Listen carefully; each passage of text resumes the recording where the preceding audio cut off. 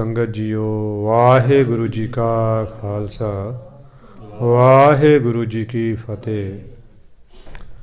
ਗਰੀਬ ਨਵਾਜ ਦੀ ਅਤੀ ਕਿਰਪਾ ਸਦਕਾ ਇਹ ਸੁਭਾਗੀਆਂ ਘੜੀਆਂ, ਇਹ ਸੁਨਹਿਰੀ ਪਲ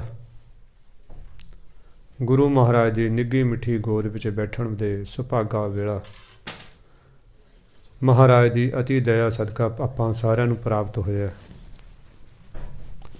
ਮਹਾਰਾਜ ਜੀ ਕਿਰਪਾ ਕਰਨ, ਜਿੱਥੇ ਏਡੀ ਵੱਡੀ ਕਿਰਪਾ ਕੀਤੀ ਹੈ ਉੱਥੇ ਇੱਕ ਅਹਿਸਾਨ ਹੋਰ ਕਰਨ ਆਪਣੇ ਸਾਰਿਆਂ 'ਤੇ। ਮਨ ਵਿੱਚ ਸਾਵਧਾਨਤਾ, ਇਕਾਗਰਤਾ, ਸ਼ਰਧਾ, ਭਾਵਨਾ, ਪ੍ਰੇਮ, ਸ਼ਬਦ ਅਤੇ ਸੁਰਤ ਦੇ ਮਿਲਾਪ ਦੀ ਦਾਤ ਬਖਸ਼ਣ, ਤਾਂ ਕਿ ਆਪਣਾ ਇੱਥੇ ਆਇਆ ਬੋਲਿਆ ਸੁਣਿਆ ਸਭ ਪ੍ਰਵਾਨ ਹੋ ਜਾਵੇ। ਸਾਧ ਸੰਗਤ ਜੀ, ਮਹਾਰਾਜ ਦੇ ਚਰਨਾਂ 'ਚ ਬੇਨਤੀ ਕਰੀਏ, ਸਭ ਕਿਛ ਕੀਤਾ ਤੇਰਾ ਹੋਵੇ, ਨਾਹੀਂ ਕਿਛ ਆਸਾੜਾ ਜੀਓ। ਪਰਮਾਤਮਾ ਆਇਆ ਤੇਰੀ ਕਿਰਪਾ ਨਾਲ, ਸਤ ਸੰਗਤ ਦੀਆਂ ਘੜੀਆਂ ਨਸੀਬ ਹੋਈਆਂ ਨੇ ਤੇਰੀ ਕਿਰਪਾ ਨਾਲ। ਹੁਣ ਥੋੜ੍ਹੀ ਜਿਹੀ ਦਇਆ ਕਰੋ, ਇਹਦੇ ਵਿੱਚ ਨਾਮ ਰਸ ਦੀ ਦਾਤ ਪਾਓ, ਆਤਮਿਕ ਰਸ ਦੀਆਂ ਬੂੰਦਾਂ ਇਹਦੇ ਵਿੱਚ ਪਾਓ, ਤਾਂ ਕਿ ਅਸੀਂ ਉਸ ਲਾਲਚ ਵਸ ਇਸ ਸੰਗਤ ਦਾ ਆਨੰਦ ਮਾਣਦੇ ਰਹੀਏ। ਧੰਨ ਧੰਨ ਧੰਨ ਸ਼੍ਰੀ ਗੁਰੂ ਗ੍ਰੰਥ ਸਾਹਿਬ ਮਹਾਰਾਜ ਅੱਜ ਆਪਣੇ ਪਵਿੱਤਰ ਪਾਵਨ ਅੰਗ 1379 ਤੋਂ 35 ਨੰਬਰ ਤੋਂ ਬਾਅਦ ਭਾਵ 36ਵਾਂ ਸ਼ਲੋਕ ਬਾਬਾ ਸ਼ੇਖ ਫਰੀਦ ਜੀ ਸ਼ਕਰਗੰਜ ਦੀ ਮਹਾ ਮੁਬਾਰਕ ਅਤੇ ਸੱਚੀ ਸੁੱਚੀ ਰਸਨਾ, ਸੁਰੀਲੀ ਰਸੀਲੀ ਜ਼ੁਬਾਨ ਅਤੇ ਮਹਾ ਮਿੱਠੜੀ ਰਸਨਾ ਦੇ ਦੁਆਰਾ ਇਹ ਉਪਦੇਸ਼, ਇਹ ਅਤੀ ਮਿੱਠੀ ਸਿੱਖਿਆ ਦੇ ਰਹੇ ਨੇ। ਬਾਬਾ ਫਰੀਦ ਜੀ ਫਰਮਾ ਰਹੇ ਨੇ ਇਸ ਸ਼ਲੋਕ ਦੇ ਵਿੱਚ, ਬਿਰਹਾ ਬਿਰਹਾ ਆਖੀਐ, ਬਿਰਹਾ ਤੂੰ ਸੁਲਤਾਨ, ਫਰੀਦਾ ਜਿਤ ਤਨ ਵਿਰਹੋਂ ਨਾ ਉਪਜੈ, ਸੋ ਤਨ ਜਾਣ ਮਸਾਨ। ਸਾਧ ਸੰਗਤ ਜੀ, ਬਿਰਹਾ ਹੁੰਦਾ ਪ੍ਰੇਮ, ਵਿਛੋੜਾ,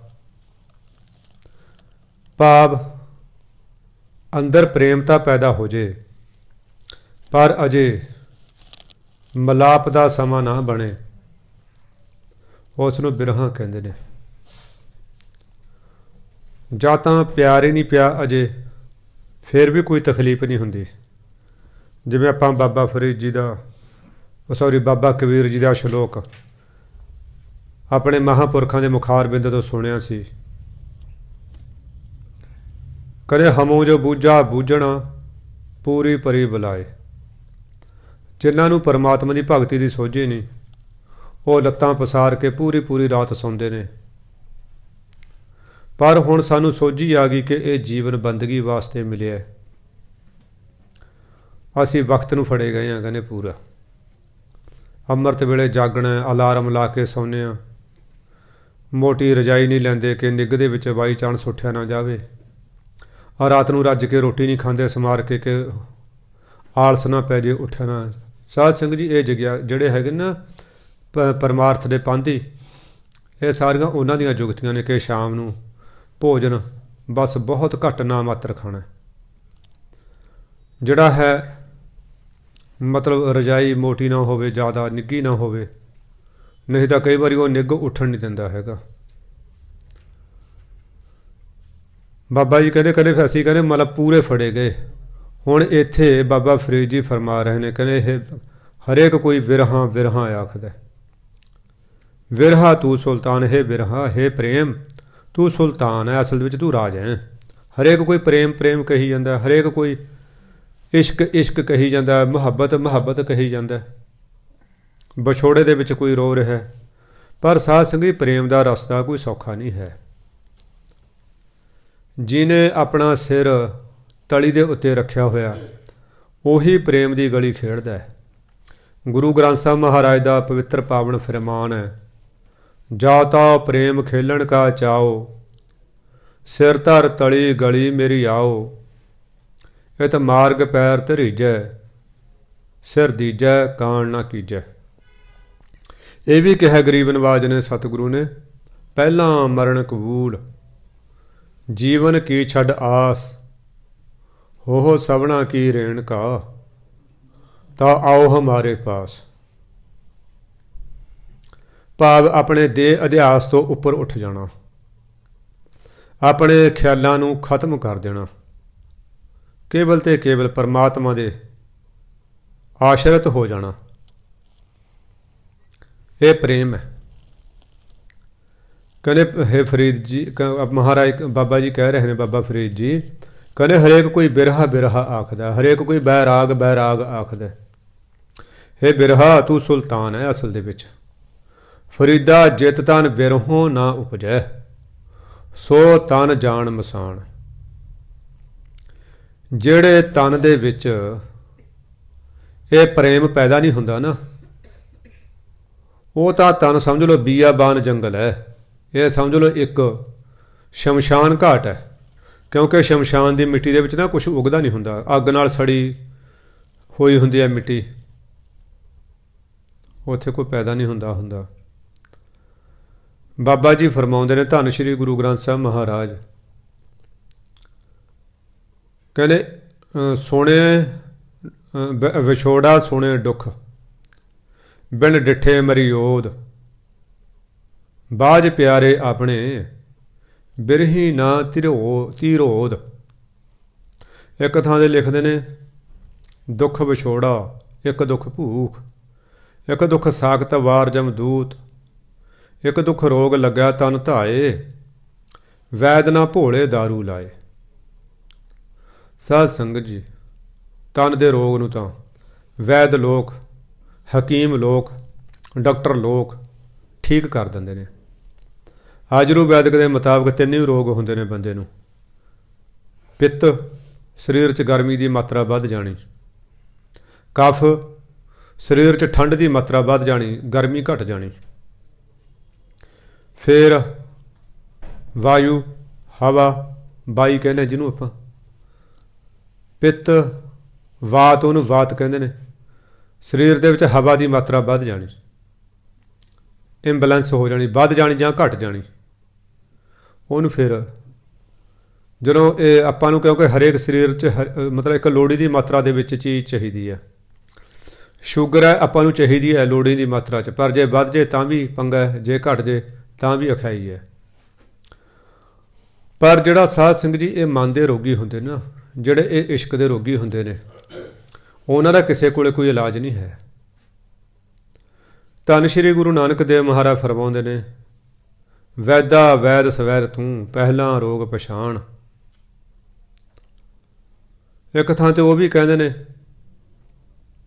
ਕਹਿੰਦੇ ਬਾਂਹ ਫੜ ਕੇ ਦੇਖਦਾ ਵੈਦ, ਪਰ ਵੈਦ ਨੂੰ ਰੋਗ ਹੀ ਨਹੀਂ ਲੱਭ ਰਿਹਾ ਕੋਈ। ਉਹ ਕਹਿੰਦਾ ਠੀਕ ਹੈ ਧੰਨ।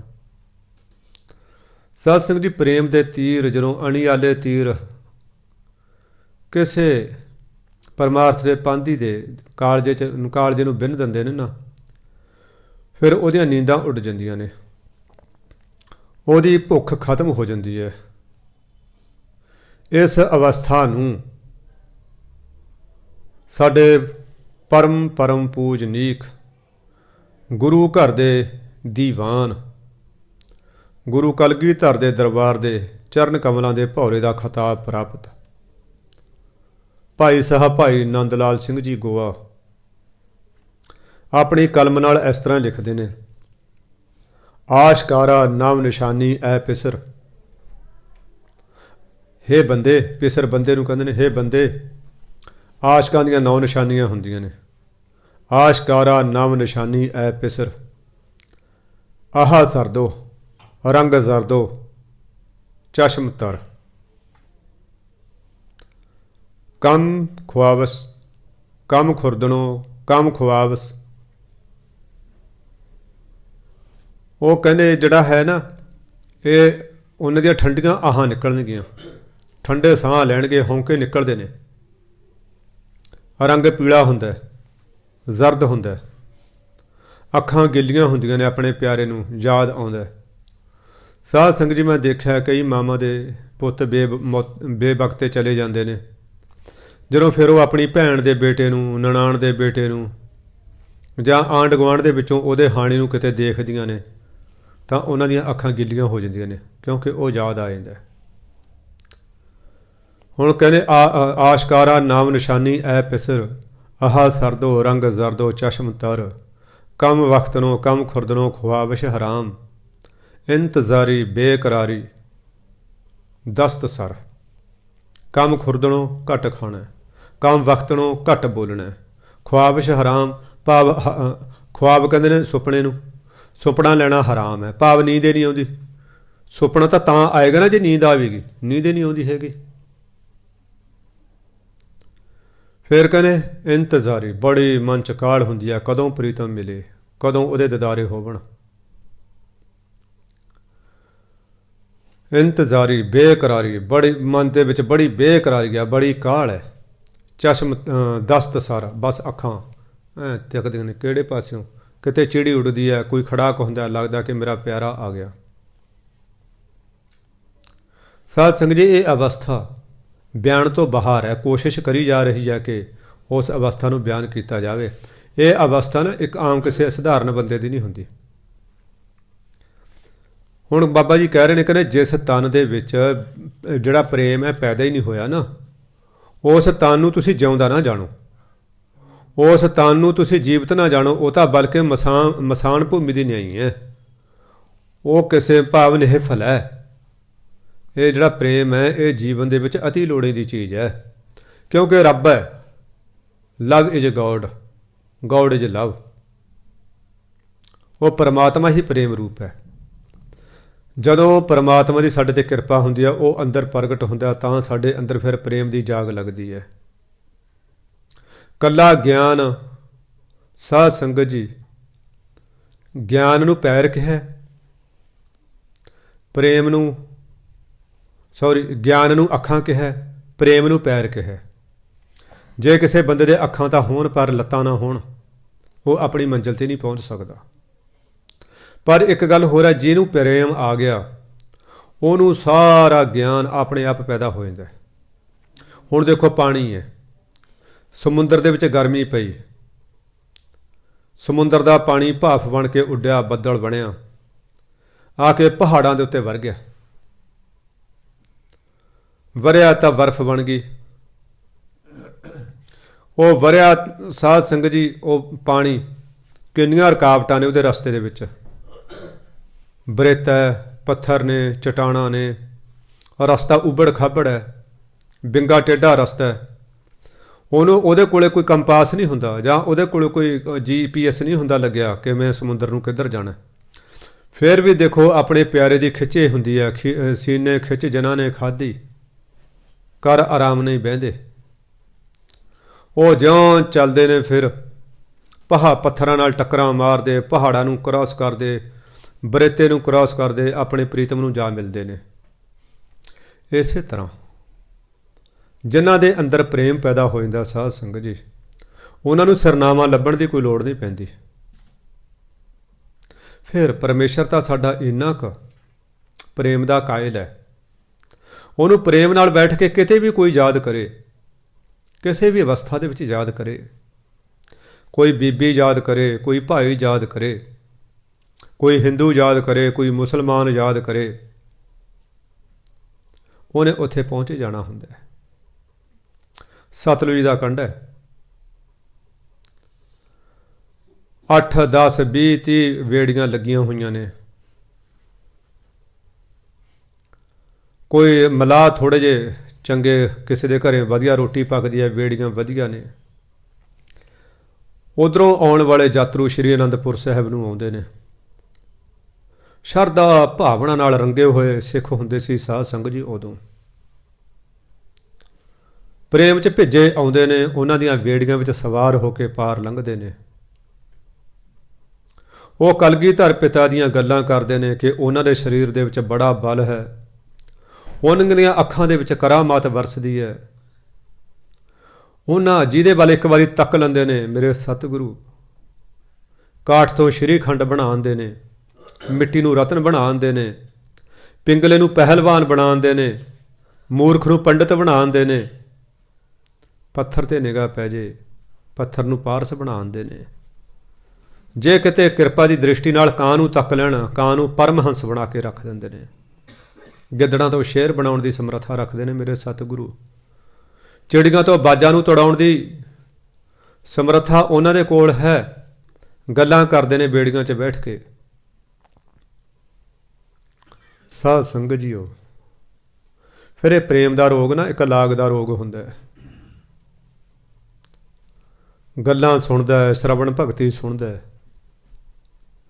ਮੇਰੇ ਕਲਗੀਆਂ ਵਾਲੇ ਦਾ ਇਸ਼ਕ ਅੰਦਰ ਜਾਗਿਆ।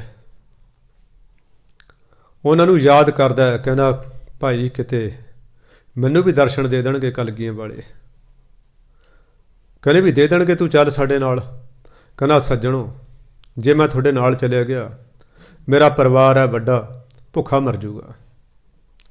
ਕਿਉਂਕਿ ਇਹ ਜਿਹੜੇ 4 ਛਿੱਲੜ ਕਮਾਉਣਾ ਮੈਂ ਸਾਰੇ ਦਿਨ 'ਚ, ਸ਼ਾਮ ਨੂੰ ਇਹਨਾਂ ਦਾ ਨੂਣ ਤੇਲ ਆਟਾ ਲੈ ਕੇ ਜਾਣਾ, ਤਾਂ ਘਰੇ ਚੁੱਲ੍ਹਾ ਤਪਦਾ। ਹੋਰ ਕੋਈ ਕਮਾਉਣ ਵਾਲਾ ਨਹੀਂ, ਬਿਰਧ ਅਵਸਥਾ ਮੇਰੀ, ਮੈਂ ਕਮਾ ਰਿਹਾ। ਉਹ ਸੈਦਾ ਇਹ ਗੱਲਾਂ ਕਰਦਾ। ਉਹ ਕਹਿੰਦੇ ਵੀ ਤੂੰ ਯਾਦ ਕਰ, ਕਲਗੀਆਂ ਵਾਲੇ ਉਰੀ ਆ ਜਾਣਗੇ। ਸੈਦਾ ਪ੍ਰੇਮ 'ਚ ਆ ਕੇ ਕਹਿੰਦਾ ਮੇਰੇ ਗਰੀਬ ਕੋਲੋਂ ਕਲਗੀਆਂ ਵਾਲੇ ਨੇ ਕੀ ਲੈਣਾ? ਤੁਹਾਡੇ ਕੋਲੇ ਰੁਪਈਆ ਪੈਸਾ ਹੈ, ਤੁਹਾਡੇ ਕੋਲੇ ਜਵਾਨੀ ਹੈ, ਤੁਹਾਡੀਆਂ ਬਾਹਾਂ 'ਚ ਬਲ ਹੈ, ਤੁਹਾਡੇ ਦਿਮਾਗ ਦੇ ਵਿੱਚ ਵਿੱਦਿਆ ਹੈ, ਕਲਾਮਾਂ ਨੇ ਤੁਹਾਡੇ ਕੋਲ, ਤੁਹਾਨੂੰ 4 ਅੱਖਰ ਪੜ੍ਹਨੇ ਆਉਂਦੇ ਨੇ। ਮੈਂ ਇੱਕ ਅਨਪੜ੍ਹ, ਫਿਰ ਮੈਂ ਦੂਸਰੇ ਧਰਮ ਦਾ ਮੁਸਲਮਾਨ, ਹੁੱਕਾ ਪੀਣ ਵਾਲਾ, ਗੋਸ਼ਤ ਖਾਣ ਵਾਲਾ। ਇੱਥੋਂ ਮੱਛੀਆਂ ਫੜ ਕੇ ਲੈ ਕੇ ਜਾਣਾ, ਸਬਜ਼ੀ ਖਰੀਦਣ ਨੂੰ ਪੈਸੇ ਨਹੀਂ ਹੁੰਦੇ ਕਈ ਵਾਰੀ। ਮੇਰੇ ਕੋਲੋਂ ਕਲਗੀਧਰ ਨੇ ਕੀ ਲੈਣ ਆਉਣਾ ਜਿਹਦੀਆਂ ਤੁਸੀਂ ਗੱਲਾਂ ਸੁਣਾਉਂਦੇ ਹੋ? ਕਹਿੰਦੇ ਗੁਰੂ ਪਿਆਰਿਓ, ਮੈਨੂੰ ਉਹ ਬੰਦਾ ਨਹੀਂ ਲੱਗਦਾ, ਅੱਲਾ ਹੀ ਲੱਗਦਾ। ਰੋਜ਼ ਯਾਦ ਕਰਦਾ। ਇੱਕ ਦਿਨ ਕੁਦਰਤੀ ਸਾਧ ਸੰਗਤ ਜੀ ਗਾਹਕ ਆਇਆ ਨਾ, ਆਪਣੀ ਝੌਂਪੜੀ 'ਚ ਬੈਠਾ। ਸਾਧ ਸੰਗਤ ਜੀ ਕਿਤੇ ਹੁੱਕਾ ਗੁੜਗੜਾਉਂਦਿਆਂ ਕਲਗੀਆਂ ਵਾਲੇ ਦਾ ਖਿਆਲ ਆਇਆ। ਹੁੱਕਾ ਪੀਣਾ ਭੁੱਲ ਗਿਆ, ਵੇੜੀ ਦਾ ਰੱਸਾ ਖੋਲ੍ਹਣਾ ਭੁੱਲ ਗਿਆ, ਬਸ ਬੈਠਾ ਹੁਣ ਅੰਦਰ। ਅੱਖਾਂ 'ਚੋਂ ਗੰਗਾ ਜਮਨਾ ਵਗ ਰਹੀ ਹੈ, ਅੱਖਾਂ ਦੇ ਵਿੱਚੋਂ ਬੈਰਾਗ ਦਾ ਜਲ ਧਾਰਾਂ ਬਣ ਕੇ ਫੁੱਟ ਰਿਹਾ ਹੈ। ਯਾਦ ਕਰ ਰਿਹਾ ਹੈ, ਪ੍ਰੀਤਮਾ ਮੈਂ ਤੇਰੇ ਸਿੱਖਾਂ ਤੋਂ ਸੁਣਿਆ ਤੂੰ ਗਰੀਬ ਨਵਾਜ਼ ਹੈ। ਬਾਕੀ ਦੁਨੀਆ ਦਾ ਅਮੀਰ ਨਵਾਜ਼ ਹੁੰਦੀ ਹੈ, ਤੇਰੇ ਸਿੱਖਾਂ ਤੋਂ ਸੁਣਿਆ ਤੂੰ ਗਰੀਬ ਨਵਾਜ਼ ਹੈ। ਕਿਤੇ ਮੇਰੀ ਕੁੱਲੀ ਨੂੰ ਭਾਗ ਲਾ ਜਾ ਮਹਾਰਾਜ। ਕਿਤੇ ਆ ਸਰੀਰ ਜੀਵਨ ਦੀ ਤੀਸਰੀ ਅਵਸਥਾ ਭਾਵ ਬੁਢਾਪੇ 'ਚ ਦਾਖਲ ਹੋ ਗਿਆ, ਕਿਤੇ ਇਹ 'ਤੇ ਕਿਰਪਾ ਕਰ ਜਾ। ਬਸ ਦੇਹ ਅਧਿਆਸ ਤੋਂ ਉੱਪਰ ਹੋ ਗਿਆ, ਆਪਣੇ ਆਪੇ ਨੂੰ ਭੁੱਲ ਬੈਠਾ। ਇਹਨਾਂ ਨੂੰ ਕੰਨਾਂ 'ਚ ਬੜੀ ਮਿੱਠੀ ਆਵਾਜ਼। ਸਾਧ ਸੰਗਤ ਜੀਓ, ਗੁਰੂ ਕਲਗੀਧਰ ਬਾਰੇ ਇੱਕ ਵਿਦਵਾਨ ਨੇ ਕਿਹਾ, ਮੇਰੇ ਕਲਗੀਆਂ ਵਾਲਿਆ, ਤੇਰੀ ਜ਼ੁਬਾਨ ਦਾ ਇੱਕ ਇੱਕ ਬੋਲ ਐ ਸਮਝ ਲਓ ਇੱਕ ਇੱਕ ਖੰਡ ਦੀ ਬੋਰੀ ਹੈ। ਪਰ ਕਹਿੰਦੇ ਮੇਰਾ ਇਹ ਜਿਹੜਾ ਪ੍ਰਮਾਣ ਹੈ, ਇਹ ਉਦਾਹਰਣ ਹੈ, ਇਹ ਠੀਕ ਨਹੀਂ ਹੈ। ਕਿਉਂਕਿ ਖੰਡ ਦੀ ਬੋਰੀ 1000-1500 ਬੰਦਿਆਂ ਦੇ ਮੂੰਹ 'ਚ ਮਠਿਆਸ ਭਰ ਦੇਗੀ, ਉਹ ਵੀ ਕੁਛ ਮਿੰਟਾਂ ਵਾਸਤੇ। ਜਿੰਨੀ ਦੇਰ ਮੂੰਹ 'ਚ ਰਹੇਗੀ ਉਨੀ ਦੇਰ ਮਠਿਆਸ ਭਰੇਗੀ। ਪਰ ਮੇਰੇ ਕਲਗੀਆਂ ਵਾਲਿਆ, ਮੈਂ ਮਜਬੂਰ ਆ, ਮੈਨੂੰ ਇਹ ਉਦਾਹਰਣ ਦੇਣੀ ਪੈ ਰਹੀ ਹੈ। ਤੇਰੇ ਬੋਲ ਜਿਹਦੀਆਂ ਕੰਨਾਂ 'ਚ ਪੈ ਗਏ ਨਾ ਮੇਰੇ ਦਾਤਿਆ, ਉਹਦੇ ਜੀਵਨ 'ਚ ਐਸੀ ਮਠਿਆਸ ਭਰੀ ਜਾਂਦੀ ਆ ਕਿ ਉਹ ਮੁੜ ਕੇ ਕੌੜਾ ਹੁੰਦਾ ਹੀ ਨਹੀਂ। ਤੇਰਾ ਇੱਕ ਬੋਲ ਹਜ਼ਾਰਾਂ ਲੱਖਾਂ ਕਰੋੜਾਂ ਦੇ ਹਿਰਦਿਆਂ ਵਿੱਚ ਮਠਿਆਸ ਭਰਨ ਵਾਲਾ। ਮੇਰੀ ਮਜਬੂਰੀ ਆ, ਮੈਨੂੰ ਕਹਿਣਾ ਪੈ ਰਿਹਾ ਕਿ ਤੇਰਾ ਇੱਕ ਬੋਲ ਖੰਡ ਦੀ ਬੋਰੀ ਵਰਗਾ ਹੈ। ਹੁਣ ਉਹ ਕਹਿ ਰਿਹਾ ਸਦਾ ਮਲਾ, ਕਲਗੀਆਂ ਵਾਲਿਆ ਮੈਂ ਸੁਣਿਆ ਮਿੱਠੇ ਬੋਲਾਂ ਵਾਲਿਆ, ਕਿਤੇ ਆਏਗਾ। ਬੜੇ ਮਿੱਠੇ ਬੋਲ ਉਹਦੇ ਕੰਨਾਂ 'ਚ ਪੈ ਨੇ। ਕਹਿੰਦੇ ਸੈਦਿਆ ਆ ਭਾਈ, ਅਸੀਂ ਪਰਲੇ ਪਾਸੇ ਲੰਘਣਾ, ਬੇੜੀ ਖੋਲ ਲੰਘਾ। ਕਿੰਨੇ ਹੋਰ ਮਲਾਹ ਨੇ ਹੱਥ ਜੋੜ ਕੇ ਖੜੇ ਨੇ, ਆਓ ਮਹਾਰਾਜ, ਆ ਮੇਰੀ ਬੇੜੀ ਸ਼ਿੰਗਾਰੀ ਹੋਈ ਹੈ। ਉਹ ਤਾਂ ਟੁੱਟੀ ਹੋਈ ਬੇੜੀ ਆ, ਜਰਖੜ ਬੇੜੀ ਆ, ਉੱਥੇ ਕਿੱਥੇ ਚੜ੍ਹੋਗੇ ਤੁਸੀਂ? कहने नहीं भाई अज असीं उसे ते चढ़ना। दूजा बोल मारिया इन्नी पहला तो ये लग्या से कि मैनू भुलेखा पिया मेरे कन्ना की एक कोई बहम है। जो दूजा बोल पिया कन्ना च ओहो बस ये कह लो भी रोम रोम मठियास नाल भर गया। मठियास हड्डां नूं चीरदी हुई धुर आत्मा तक पहुँच गई। बाहर निकलिया की देखदा सूरज शर्मा रहा गुरु कलगीधर दा स्वरूप देख के। चंद्रमा सतगुरु के चरणों वर्गा भी नहीं है। लंबियां बाहां वाले सतगुरु, पतला सुडौल शरीर, पतला सुक्के सड़े नहीं, तंदुरुस्त पतला फिट शरीर महाराज दा। चेहरे की आबा तो देखी नहीं जा रही। मेरे सतगुरु दियां कलगी दियां अणियां तो हवा च लहर आउंदियां होईयां उन्हां वल तां कोई तक ही नहीं सकदा। गोड्यां तक दियां लंबियां बाहां देख के चरनां च डिग पिया। चरण मेरे सतगुरु के अखां दे जल नाल धोते। मेरे कलगियां वालिया मैनू गरीब नूं नवाजण वास्ते तू एडी दूर आया। तेरे नाला 20-21 सिख ने, दस हुक्म कर। कहंदे सैद्या परले पासे लंघना लंघा दे। फिर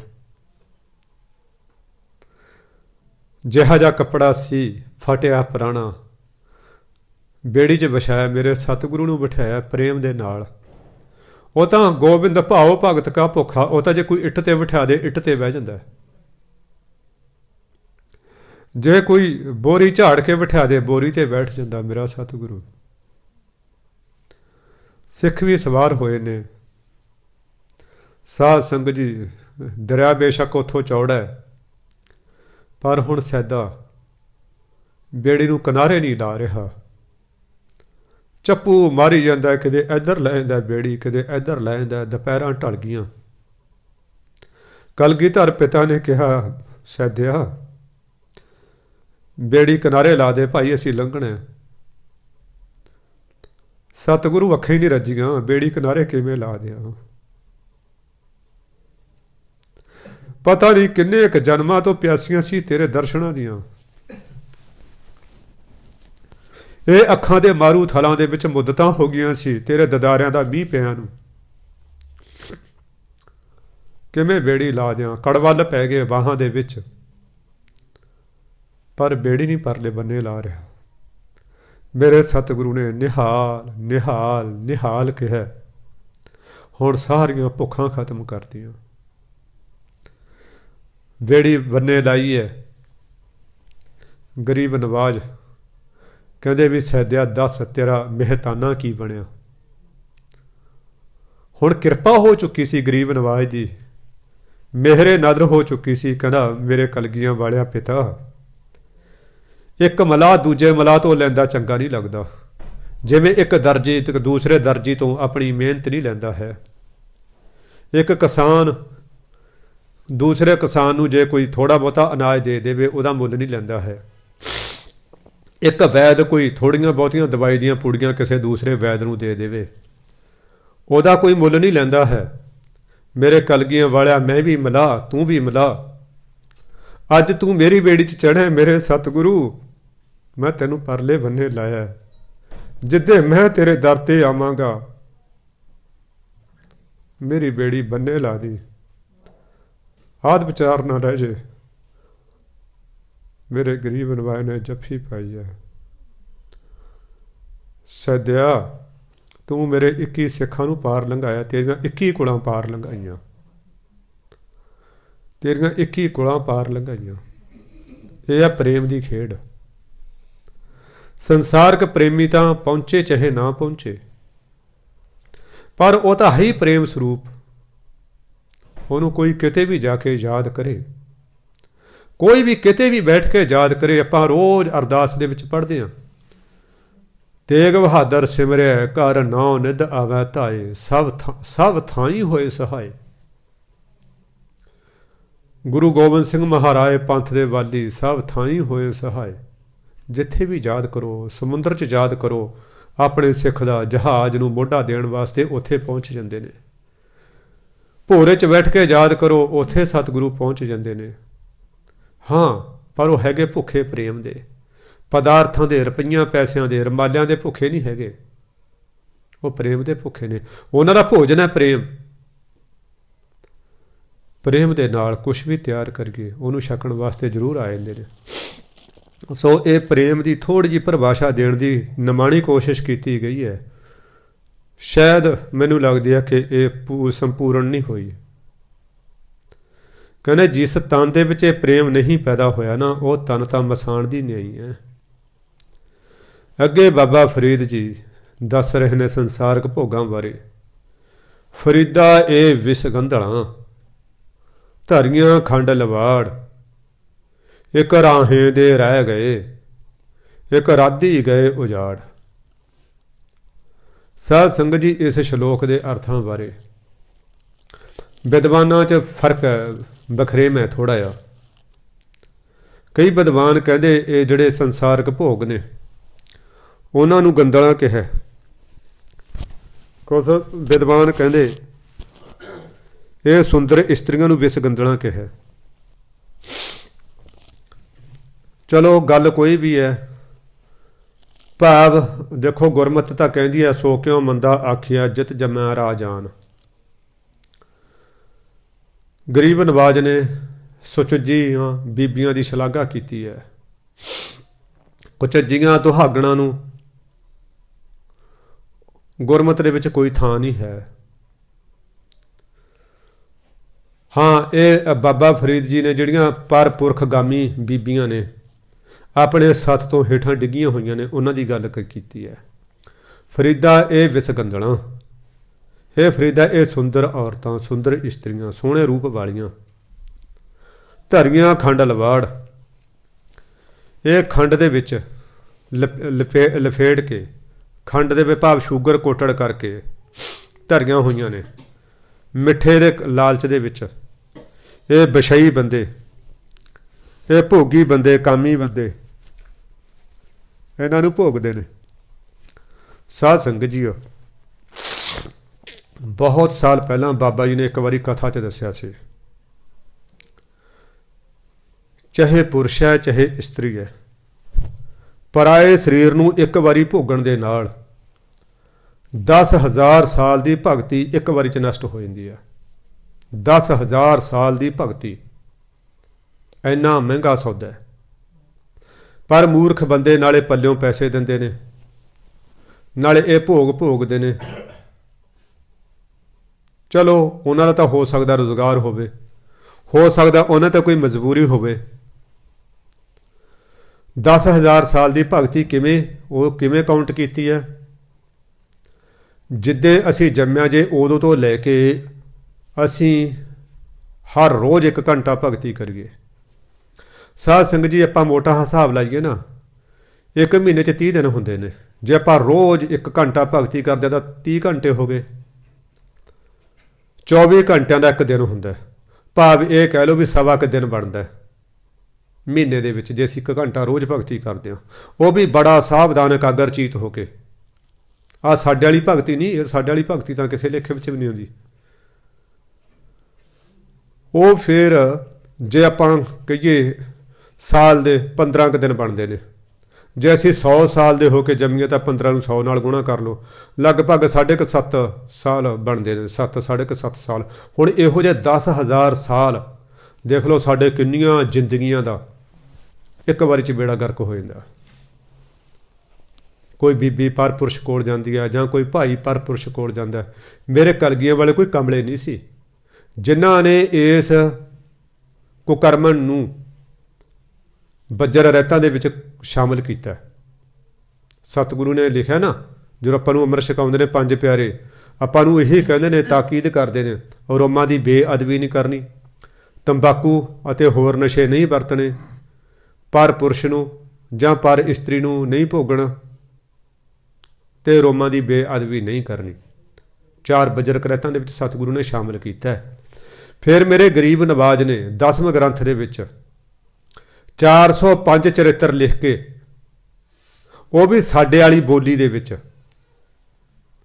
ਸ਼ਾਇਦ ਇੰਨਾ ਇਹ ਕਾਮ ਬਾਰੇ ਕਿਸੇ ਵੀ ਵਿਦਵਾਨ ਨੇ अपनी कलम नहीं चलाई खुल के जिन्नी मेरे कलगीधर पिता ने चलाई है।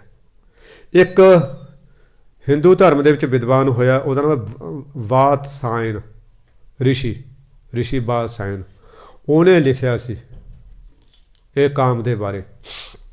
तो दूसरे ऋषि कहन लगे, कहने यार तू आ की लिखिया गंदमंद। ये कहना गंदमंद नहीं है। लालच भगती नूं भंगना पाउंदा, कहने हाँ पाउंदा। लालच करके मनुख भ्रिष्ट हुंदा, कहने हाँ हुंदा। लालच बारे सारा कुछ लिखिया जा सकता है, समाज कोई इतराज़ नहीं करता है। हंकार बंदे नूं पहाड़ां दीयां चोटियां तो हेठां डेग दिंदा, उचाइयां तो नवाणा वल लै जांदा हंकार। ਉਹਦੇ बारे किन्नियां किताबां लिखियां ने, कोई इतराज़ नहीं करता उन्हां दे उत्ते।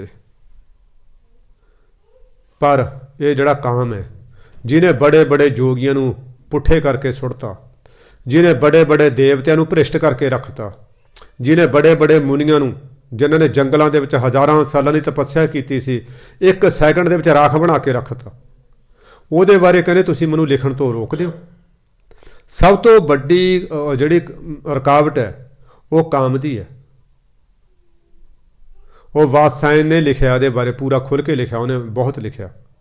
देखो साडे नालों साडे हिंदू वीर किन्ने मैं कहना ग्रेट ने, उन्होंने ऋषि के उत्ते कोई इतराज़ नहीं उठाया भी उन्हें क्यों लिखिया ऐसा कुछ। इन्हां दे मंदिरां दे उत्ते आ जिवें आपां देखदे ना अजंता अलोरा, कई मंदिर ऐसे ने, उत्थे इहो जिहियां तस्वीरां भी आले दुआले लगियां होईयां ने। हरेक मंदिर दे विच शिवलिंग हुंदा, कदे किसी हिंदू ने मतलब ये जड़ा है वो नहीं इतराज़ नहीं किया जी साडे मंदिरां दे विच क्यों दिखाया जाता है। किते योनी की पूजा भी हुंदी है, उत्थे भी उन्होंने किते इतराज़ नहीं किया। पर यह साडे वाला लाना एडा आपदे आप नूं सियाणा, गुरु तो भी सियाणा कहाउंदा।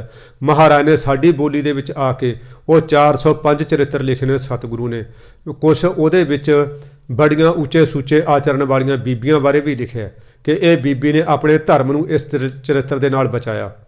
पर साडे वाले कहते जी महाराज तो ये महाराज की किरते नहीं हो सकती।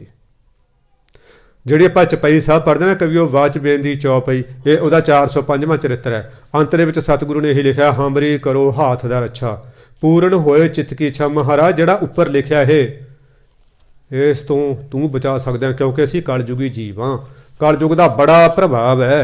जदों संगरूर दे कोले एक गुरुद्वारा नानकियाणा, उत्थे गुरु नानक देव महाराज नूं यह कलयुग मिलिया सी।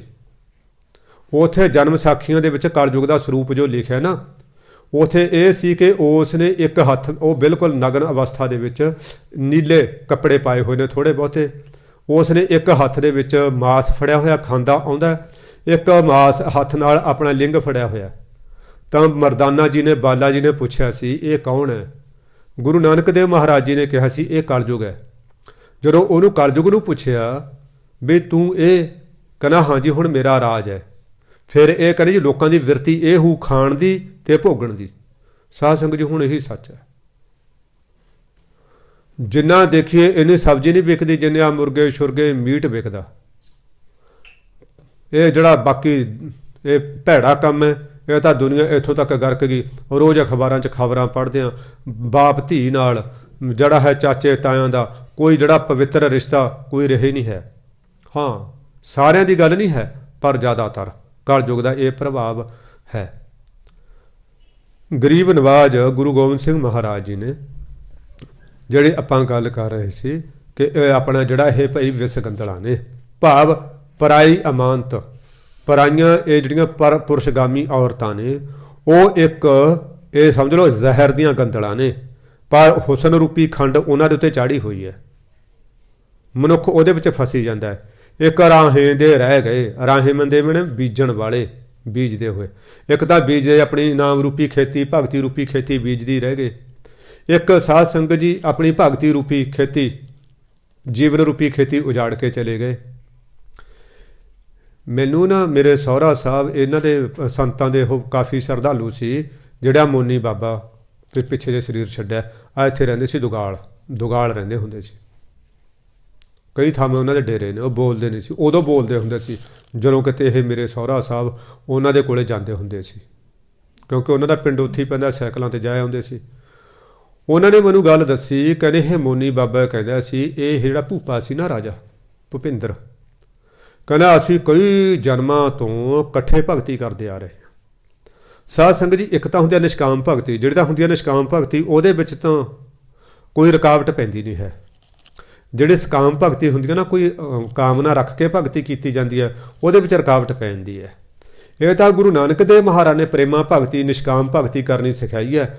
ਪਹਿਲਾਂ ਤਾਂ ਕੋਈ ਨਾ ਕੋਈ ਕਾਮਨਾ ਪਰ ਰੱਖ ਕੇ ਭਗਤੀ ਕੀਤੀ ਜਾਂਦੀ ਸੀ ਕਿ ਜੀ ਮੈਨੂੰ ਇੰਦਰ ਦਾ ਰਾਜ ਪ੍ਰਾਪਤ ਹੋਵੇ ਜੀ, ਮੈਨੂੰ ਜਿਹੜਾ ਹੈ ਮਤਲਬ ਮੇਰੇ 10 ਬਾਹਾਂ ਲੱਗ ਜਾਣ ਜੀ, ਮੇਰੇ ਕੋਲੇ ਬਲ ਬਹੁਤ ਜ਼ਿਆਦਾ ਹੋਵੇ ਜੀ, ਮੇਰੇ ਕੋਲੇ ਰਿੱਧੀਆਂ ਸਿੱਧੀਆਂ ਆ ਜਾਣ। ਪਹਿਲਾਂ ਐਦਾਂ ਦੀ ਭਗਤੀ ਕਰਦੇ ਹੁੰਦੇ ਸੀ।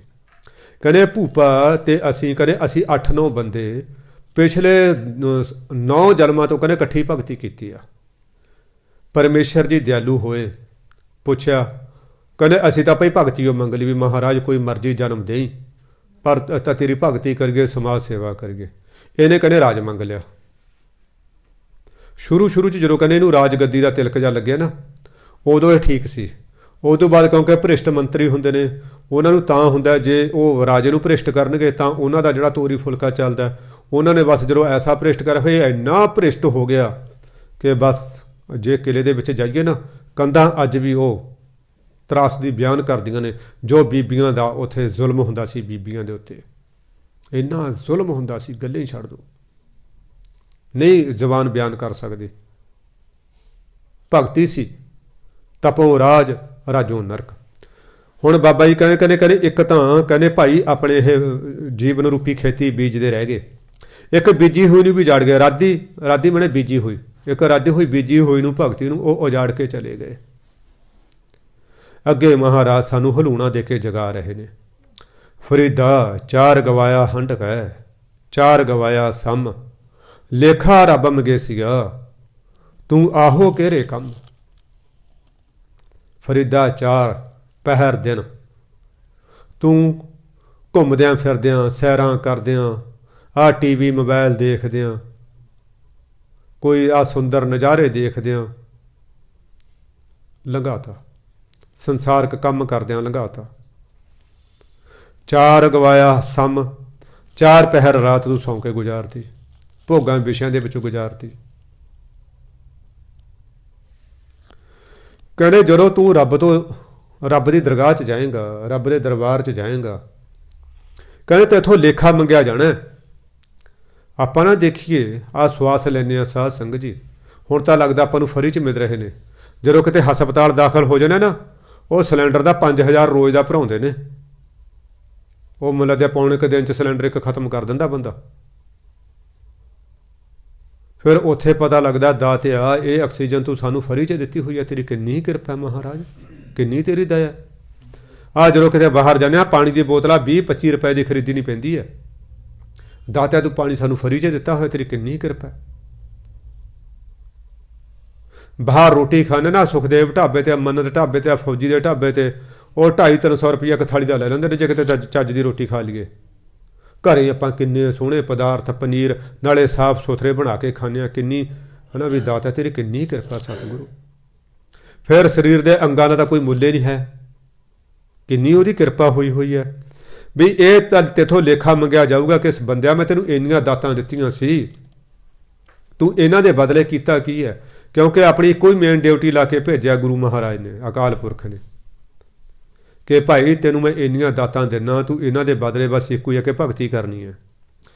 ਹੁਣ ਲੇਖਾ ਰੱਬ ਮਗੇਸੀਆ ਮੰਗੇਗਾ ਤੇ ਉੱਥੋਂ ਪਰਮਾਤਮਾ ਲੇਖਾ ਮੰਗੇਗਾ, ਹਿਸਾਬ ਮੰਗੇਗਾ। ਕਰਮੀ ਹੋਏ ਵਿਚਾਰ, ਸੱਚਾ ਆਪ ਸੱਚਾ ਦਰਬਾਰ। ਬਾਬਾ ਜੀ ਕਹਿੰਦੇ ਇਸ ਨੂੰ ਨਾ ਤੁਸੀਂ ਇੱਕ ਇਹ ਨਾ ਸਮਝ ਲਓ ਕੋਈ ਡਰਾਉਣ ਵਾਸਤੇ ਕਿਹਾ। ਉਹ ਤਾਂ ਦੇਖੋ ਕਹਿੰਦੇ ਨੇ ਕਹਿੰਦੇ ਜਿਹੜਾ ਹੈ ਬੈਠਾ ਕੱਢ ਬਹੀ, ਉਹ ਲੇਖਾ ਮੰਗਦਾ, ਬਹੀ ਕੱਢ ਕੇ ਹਿਸਾਬ ਕਿਤਾਬ, ਬਈ ਯਾਰ ਤੂੰ ਫਲਾਣੀ ਥਾਂ ਤੇ ਤੇਰਾ ਮੈਂ ਇਹ ਆਹ ਤੈਨੂੰ ਸੁੱਖ ਮਾਣੇ, ਤੂੰ ਫਲਾਣੀ ਥਾਂ ਤੇ ਇਹ ਮਾਣੇ, ਘਰ ਦੇ ਵਿੱਚ ਤੈਨੂੰ ਛੱਤ ਮਿਲੀ। ਕਿੰਨੇ ਲੋਕ ਨੇ ਜਿਨ੍ਹਾਂ ਕੋਲ ਛੱਤ ਨਹੀਂ ਹੈ, ਕਿੰਨੇ ਲੋਕ ਨੇ ਜਿਨ੍ਹਾਂ ਕੋਲ ਰੱਜਮਾ ਭੋਜਨ ਨਹੀਂ ਹੈ, ਕਿੰਨੇ ਲੋਕ ਨੇ ਜਿਨ੍ਹਾਂ ਨੂੰ ਨੀਂਦਰਾਂ ਨਹੀਂ ਪੈਂਦੀਆਂ, ਕਿੰਨੇ ਲੋਕ ਨੇ ਜਿਨ੍ਹਾਂ ਦਾ ਵਿਆਹ ਹੀ ਨਹੀਂ ਹੋਇਆ। ਮੈਨੂੰ ਯਾਦ ਹੈ ਇੱਕ ਵਾਰੀ ਨਾ ਮੈਂ ਸਾਡੇ ਸਟਾਫ ਰੂਮ 'ਚ ਗਿਆ, ਉੱਥੇ ਸਾਡੇ ਫਿਲਾਸਫੀ ਦੇ ਮੈਡਮ ਸੀ, ਉਹ ਸਤਿ ਸ਼੍ਰੀ ਅਕਾਲ ਹੋਈ। ਮੈਨੂੰ ਕੁਦਰਤੀ ਪੁੱਛ ਬੈਠੇ, ਕਹਿੰਦੇ ਆਪਣਾ ਰਘਵੀਰ ਸਿੰਘ ਜੀ ਕੀ ਹਾਲ ਹੈ। ਮੈਂ ਪਤਾ ਨਹੀਂ ਕਿਹੜੇ ਮੂਡ ਸੀ, ਮੈਂ ਮਹਾ ਮੈਡਮ ਚੜ੍ਹਦੀ ਕਲਾ। ਹੁਣ ਕਮਲੇ ਬੰਦੇ ਦਾ ਕੀ ਪਤਾ ਹੁੰਦਾ ਕਿਹੜੇ ਰੰਗਾਂ 'ਚ ਹੋਵੇ। ਹੁਣ ਕਹਿੰਦੇ ਸੱਚੀ ਮਿੱਚੀ ਕ ਉਹੀ ਮਾਂ ਜੀ ਸੱਚੀ ਮਿੱਚੀ, ਕਹਿੰਦੀ ਉਹ ਕਿਵੇਂ? ਮਾਂ ਜੀ ਸੁਣੋ ਫਿਰ। ਬਾਬਾ ਜੀ ਤੋਂ ਤਾਜ਼ੀ ਤਾਜ਼ੀ ਕਥਾ ਸੁਣੀ ਸੀ, ਬਸ ਸਾਰੀ ਦੀ ਸਾਰੀ ਚੇਪਤੀ ਉਹ। ਮੈਂ ਮੈਡਮ ਮੈਂ ਉਹਨਾਂ ਲੋਕਾਂ ਤੋਂ ਵਧੀਆ ਜਿਨ੍ਹਾਂ ਕੋਲੇ ਜ਼ਮੀਨ ਨਹੀਂ ਹੈ ਘਰ ਪਾਉਣ ਵਾਸਤੇ 4 ਗਜ ਵੀ। ਮੈਂ ਉਹਨਾਂ ਲੋਕਾਂ ਤੋਂ ਵਧੀਆ ਜਿਨ੍ਹਾਂ ਨੂੰ 3 ਡੰਗ ਦੀ ਰੋਟੀ ਨਹੀਂ ਮਿਲਦੀ। ਮੈਂ ਉਹਨਾਂ ਲੋਕਾਂ ਤੋਂ ਵਧੀਆ ਜਿਨ੍ਹਾਂ ਕੋਲੇ ਵਿੱਦਿਆ ਨਹੀਂ ਹੈ। ਮੈਂ ਉਹਨਾਂ ਲੋਕਾਂ ਤੋਂ ਵਧੀਆ ਜਿਨ੍ਹਾਂ ਦਾ ਵਿਆਹ ਨਹੀਂ ਹੋਇਆ। ਮੈਂ ਉਹਨਾਂ ਲੋਕਾਂ ਤੋਂ ਵਧੀਆ ਜਿਨ੍ਹਾਂ ਦਾ ਤਲਾਕ ਦਾ ਮੁਕੱਦਮਾ ਚੱਲਦਾ, ਕੁਦਰਤੀ ਉਹਦਾ ਤਲਾਕ ਦਾ ਮੁਕੱਦਮਾ ਚੱਲਦਾ ਸੀ। ਮੈਂ ਉਹਨਾਂ ਲੋਕਾਂ ਤੋਂ ਵਧੀਆ ਜਿਨ੍ਹਾਂ ਦੇ ਬਾਲ ਬੱਚੇ ਨਹੀਂ ਹੋਏ। ਮੈਂ ਉਹਨਾਂ ਲੋਕਾਂ ਤੋਂ ਵਧੀਆ ਜਿਨ੍ਹਾਂ ਕੋਲੇ ਬੈਂਕ ਬੈਲੈਂਸ ਨਹੀਂ। ਮੈਂ ਉਹਨਾਂ ਲੋਕਾਂ ਤੋਂ ਵਧੀਆ ਜਿਨ੍ਹਾਂ ਨੂੰ ਕੋਈ ਰੁਜ਼ਗਾਰ ਨਹੀਂ ਮਿਲਿਆ। ਜਦੋਂ ਮੈਂ ਤਾਂ ਸਾਹ ਹੀ ਨਹੀਂ ਲਿਆ ਹੈਗਾ। ਕਹਿੰਦੀ ਰਘਵੀਰ ਸਿੰਘ ਜੀ ਆਹ ਤਾਂ ਕਦੇ ਸੁਣਿਆ, ਆਹ ਤਾਂ ਕਦੇ ਸੁਣੀ ਨਹੀਂ ਗੱਲ ਕਿਤੇ, ਆਹ ਤਾਂ ਸੋਚੀ ਨਹੀਂ ਹੈਗੀ, ਆਹ ਤਾਂ ਸੋਚੀਓ ਨਹੀਂ ਗੱਲ ਬਈ। ਹਾਂ ਮੈਂ ਮੈਡਮ ਰੱਬ ਨੇ ਦਿੱਤਾ ਕੀ ਨਹੀਂ? ਮੈਂ ਮੈਡਮ 92-93% ਲੋਕਾਂ ਤੋਂ ਵਧੀਆ। ਤੁਸੀਂ ਕਹਿੰਦੇ ਕਿ ਸੱਚੀ ਮੇਰੀ ਚੀਜ਼ ਕਹਿ ਰਹੇ ਚੜ੍ਹਦੀ ਕਲਾ 'ਚ। ਮੈਂ ਕਿਹਾ ਸਿਰਫ ਮੈਥੋਂ ਨੇ ਜਿਹੜੇ 7-8% ਉਹ ਬਰਮ ਗਿਆਨੀ ਉਹੀ ਵਧੀਆ ਨੇ ਮੈਥੋਂ। ਮੈਂ ਤਾਂ ਦੇਖੋ ਤੁਹਾਡੇ ਸਾਹਮਣੇ ਘੰਟੀ ਮਾੜੀ ਵਿਹਲੀ ਹੁੰਦੀ ਆ, ਮੈਂ ਨਾਲ ਦੀ ਨਾਲ ਸੌਂ ਜਾਣਾ, ਔਰ ਰਾਤ ਨੂੰ ਵੀ ਸੌਣਾ, ਦਿਨੇ ਵੀ ਸੌਣਾ। ਕਿੰਨੀ ਵਧੀਆ ਨੀਂਦ ਦਿੱਤੀ ਆ ਰੱਬ ਨੇ, ਭੁੱਖ ਦਿੱਤੀ ਹੈ, ਫਿਰ ਭੁੱਖ ਦੀ ਪੂਰਤੀ ਵਾਸਤੇ ਭੋਜਨ ਵੀ ਦਿੱਤਾ, ਚੜ੍ਹਨ ਵਾਸਤੇ ਕਾਰਾਂ ਮੋਟਰਸਾਈਕਲ, ਪਤਾ ਨਹੀਂ ਉਹਨੇ ਕੀ ਦਾਤਾਂ ਦਿੱਤੀਆਂ ਨੇ, ਜਾਇਦਾਦ ਦਿੱਤੀ ਆ ਉਹਨੇ, ਇੱਜ਼ਤ ਦਿੱਤੀ ਆ, ਸਨਮਾਨ ਦਿੱਤਾ। ਜੇ ਆਪਾਂ ਉਹਦੀਆਂ ਦਾਤਾਂ ਗਿਣਨ ਲੱਗ ਜਾਈਏ ਨਾ ਸਾਧ ਸੰਗਤ ਜੀ, ਅਸੀਂ ਗਿਣ ਨਹੀਂ ਸਕਦੇ ਉਹਦੀਆਂ ਦਾਤਾਂ, ਅਸੀਂ ਗਿਣ ਨਹੀਂ ਸਕਦੇ। ਆਪਾਂ ਨੂੰ ਇੱਕ ਅੱਖ ਨਾ ਦਿੰਦਾ, ਦੋਏ ਨਾ ਦਿੰਦਾ, ਆਪਾਂ ਕੀ ਉਹਦੇ ਡਾਂਗ ਮਾਰ ਲੈਣੀ ਸੀ ਰੱਬ ਦੇ? ਆਪਾਂ ਨੂੰ ਕੋਈ ਲੱਤ ਨਾ ਦਿੰਦਾ, ਪੂਰਾ ਅੰਗ ਬਾਂਹ ਪੈਰ ਨਾ ਦਿੰਦਾ, ਫਿਰ ਜਾਂ ਮੋਟੇ ਹੀ ਇੰਨੇ ਕਰ ਦਿੰਦਾ ਵੀ ਉਹ ਦਰਵਾਜ਼ੇ 'ਚ ਹੀ ਫਸ ਜਾਂਦੇ। ਕਿੰਨਾ ਸ਼ੁਕਰ ਹੈ ਮੇਰੇ ਦਾਤੇ ਦਾ, ਉਹਨੇ ਕਿੰਨੀ ਕਿਰਪਾ ਕੀਤੀ ਹੋਈ ਹੈ ਸਾਰਾ ਕੁਛ। ਹੁਣ ਕਹਿੰਦੇ ਇਸ ਦਾ ਲੇਖਾ ਮੰਗਿਆ ਜਾਊਗਾ ਕਿ ਭਾਈ ਤੈਨੂੰ ਇੰਨੀਆਂ ਦਾਤਾਂ ਨਾਲ ਮੈਂ ਲੈਸ ਕਰਕੇ ਭੇਜਿਆ, ਨਵਾਜ ਕੇ ਭੇਜਿਆ, ਤੂੰ ਕਿਹੜੇ ਕੰਮ, ਫਿਰ ਤੈਨੂੰ ਭੇਜਿਆ ਕਾਹਦੇ ਵਾਸਤੇ ਸੀ? ਤੂੰ ਆਹੋ ਕਿਹੜੇ ਕੰਮ, ਤੂੰ ਦੁਨੀਆ 'ਤੇ ਕਿਹੜੇ ਕੰਮ ਆਇਆ? ਫਿਰ ਇਕੱਲਾ ਖਾਣ ਪੀਣ ਵਾਸਤੇ ਆ? ਉਹਦਾ ਡੰਗਰ ਪਸ਼ੂ ਵੀ ਜਿਹੜਾ ਇਹ ਕੰਮ ਵਾਸਤੇ ਆਉਂਦੇ ਨੇ। ਉਹ ਜਿਹੜੇ ਪੰਛੀ ਜਿਨ੍ਹਾਂ ਕੋਲੇ ਵਿਚਾਰੇ ਮੀਂਹ 'ਚ ਭੇਜਦੇ ਨੇ, ਗਰਮੀ ਸਰਦੀ ਦਾ ਦੁੱਖ ਸਹਾਰਦੇ ਨੇ, ਇਹ ਚੀਜ਼ਾਂ ਤਾਂ ਉਹਨਾਂ ਨੂੰ ਵੀ ਮਿਲੀਆਂ ਹੋਈਆਂ ਨੇ। ਤੈਨੂੰ ਕਾਹਦੇ ਵਾਸਤੇ ਭੇਜਿਆ ਸੀ? ਕਹਿੰਦੇ ਇਹ ਚੀਜ਼ ਦਾ ਤੇਥੋਂ ਲੇਖਾ ਮੰਗਿਆ ਜਾਣਾ, ਸਾਵਧਾਨ ਹੋ ਜਾ, ਭਗਤੀ ਕਰ ਲੈ। ਅੱਗੇ ਬਾਬਾ ਜੀ ਕਹਿੰਦੇ ਫਰੀਦਾ ਦਰ ਦਰ ਵਾਜਾ ਜਾਏ ਕਹਿ, ਕਿਉਂ ਡਿੱਠੋ ਘੜਿਆਲ? ਕਿਉਂ ਡਿੱਠੋ ਮਨੇ ਕੀ? ਵੀ ਕੀ ਤੂੰ ਘੜਿਆਲ ਦੇਖਿਆ? ਦਰ ਦਰਵਾਜ਼ਾ, ਕਚਹਿਰੀਆਂ ਦੇ ਦਰਵਾਜ਼ਿਆਂ 'ਤੇ ਜਾ ਕੇ, ਰਾਜਿਆਂ ਦੇ ਮਹਿਲਾਂ ਦੇ ਅੱਗੇ ਜਾ ਕੇ, ਮੰਦਰਾਂ ਦੇ ਅੱਗੇ ਜਾ ਕੇ ਤੂੰ ਘੜਿਆਲ ਦੇਖਿਆ? ਕੀ ਤੂੰ ਘੜਿਆਲ ਦੇਖਿਆ? ਕਹਿੰਦੇ ਇਹਨੇ ਦੋਸਾਂ ਮਾਰ ਗਿਆ, ਹਮ ਦੋਸਾਂ ਦਾ ਕੀ ਹਾਲ। ਕਹਿੰਦੇ ਘੜਿਆਲ ਨੇ ਕੋਈ ਚੋਰੀ ਨਹੀਂ ਕੀਤੀ, ਕੋਈ ਜਿਹੜਾ ਹੈ ਉਸ ਨੇ ਬਦਮਾਸ਼ੀ ਨਹੀਂ ਕੀਤੀ, ਕੋਈ ਠੱਗੀ ਨਹੀਂ ਮਾਰੀ। ਉਹਨੂੰ ਹਰੇਕ ਘੰਟੇ ਦੇ ਬਾਅਦ ਵਿਚਾਰੇ ਨੂੰ ਉਹਦੇ ਥੌੜੇ ਪੈਂਦੇ ਨੇ, ਥੌੜਿਆਂ ਦੀ ਮਾਰ ਉਹਨੂੰ ਝੱਲਣੀ ਪੈਂਦੀ ਆ, ਟਣ ਟਣ ਵੱਜਦੇ ਨੇ ਉਹਦੇ।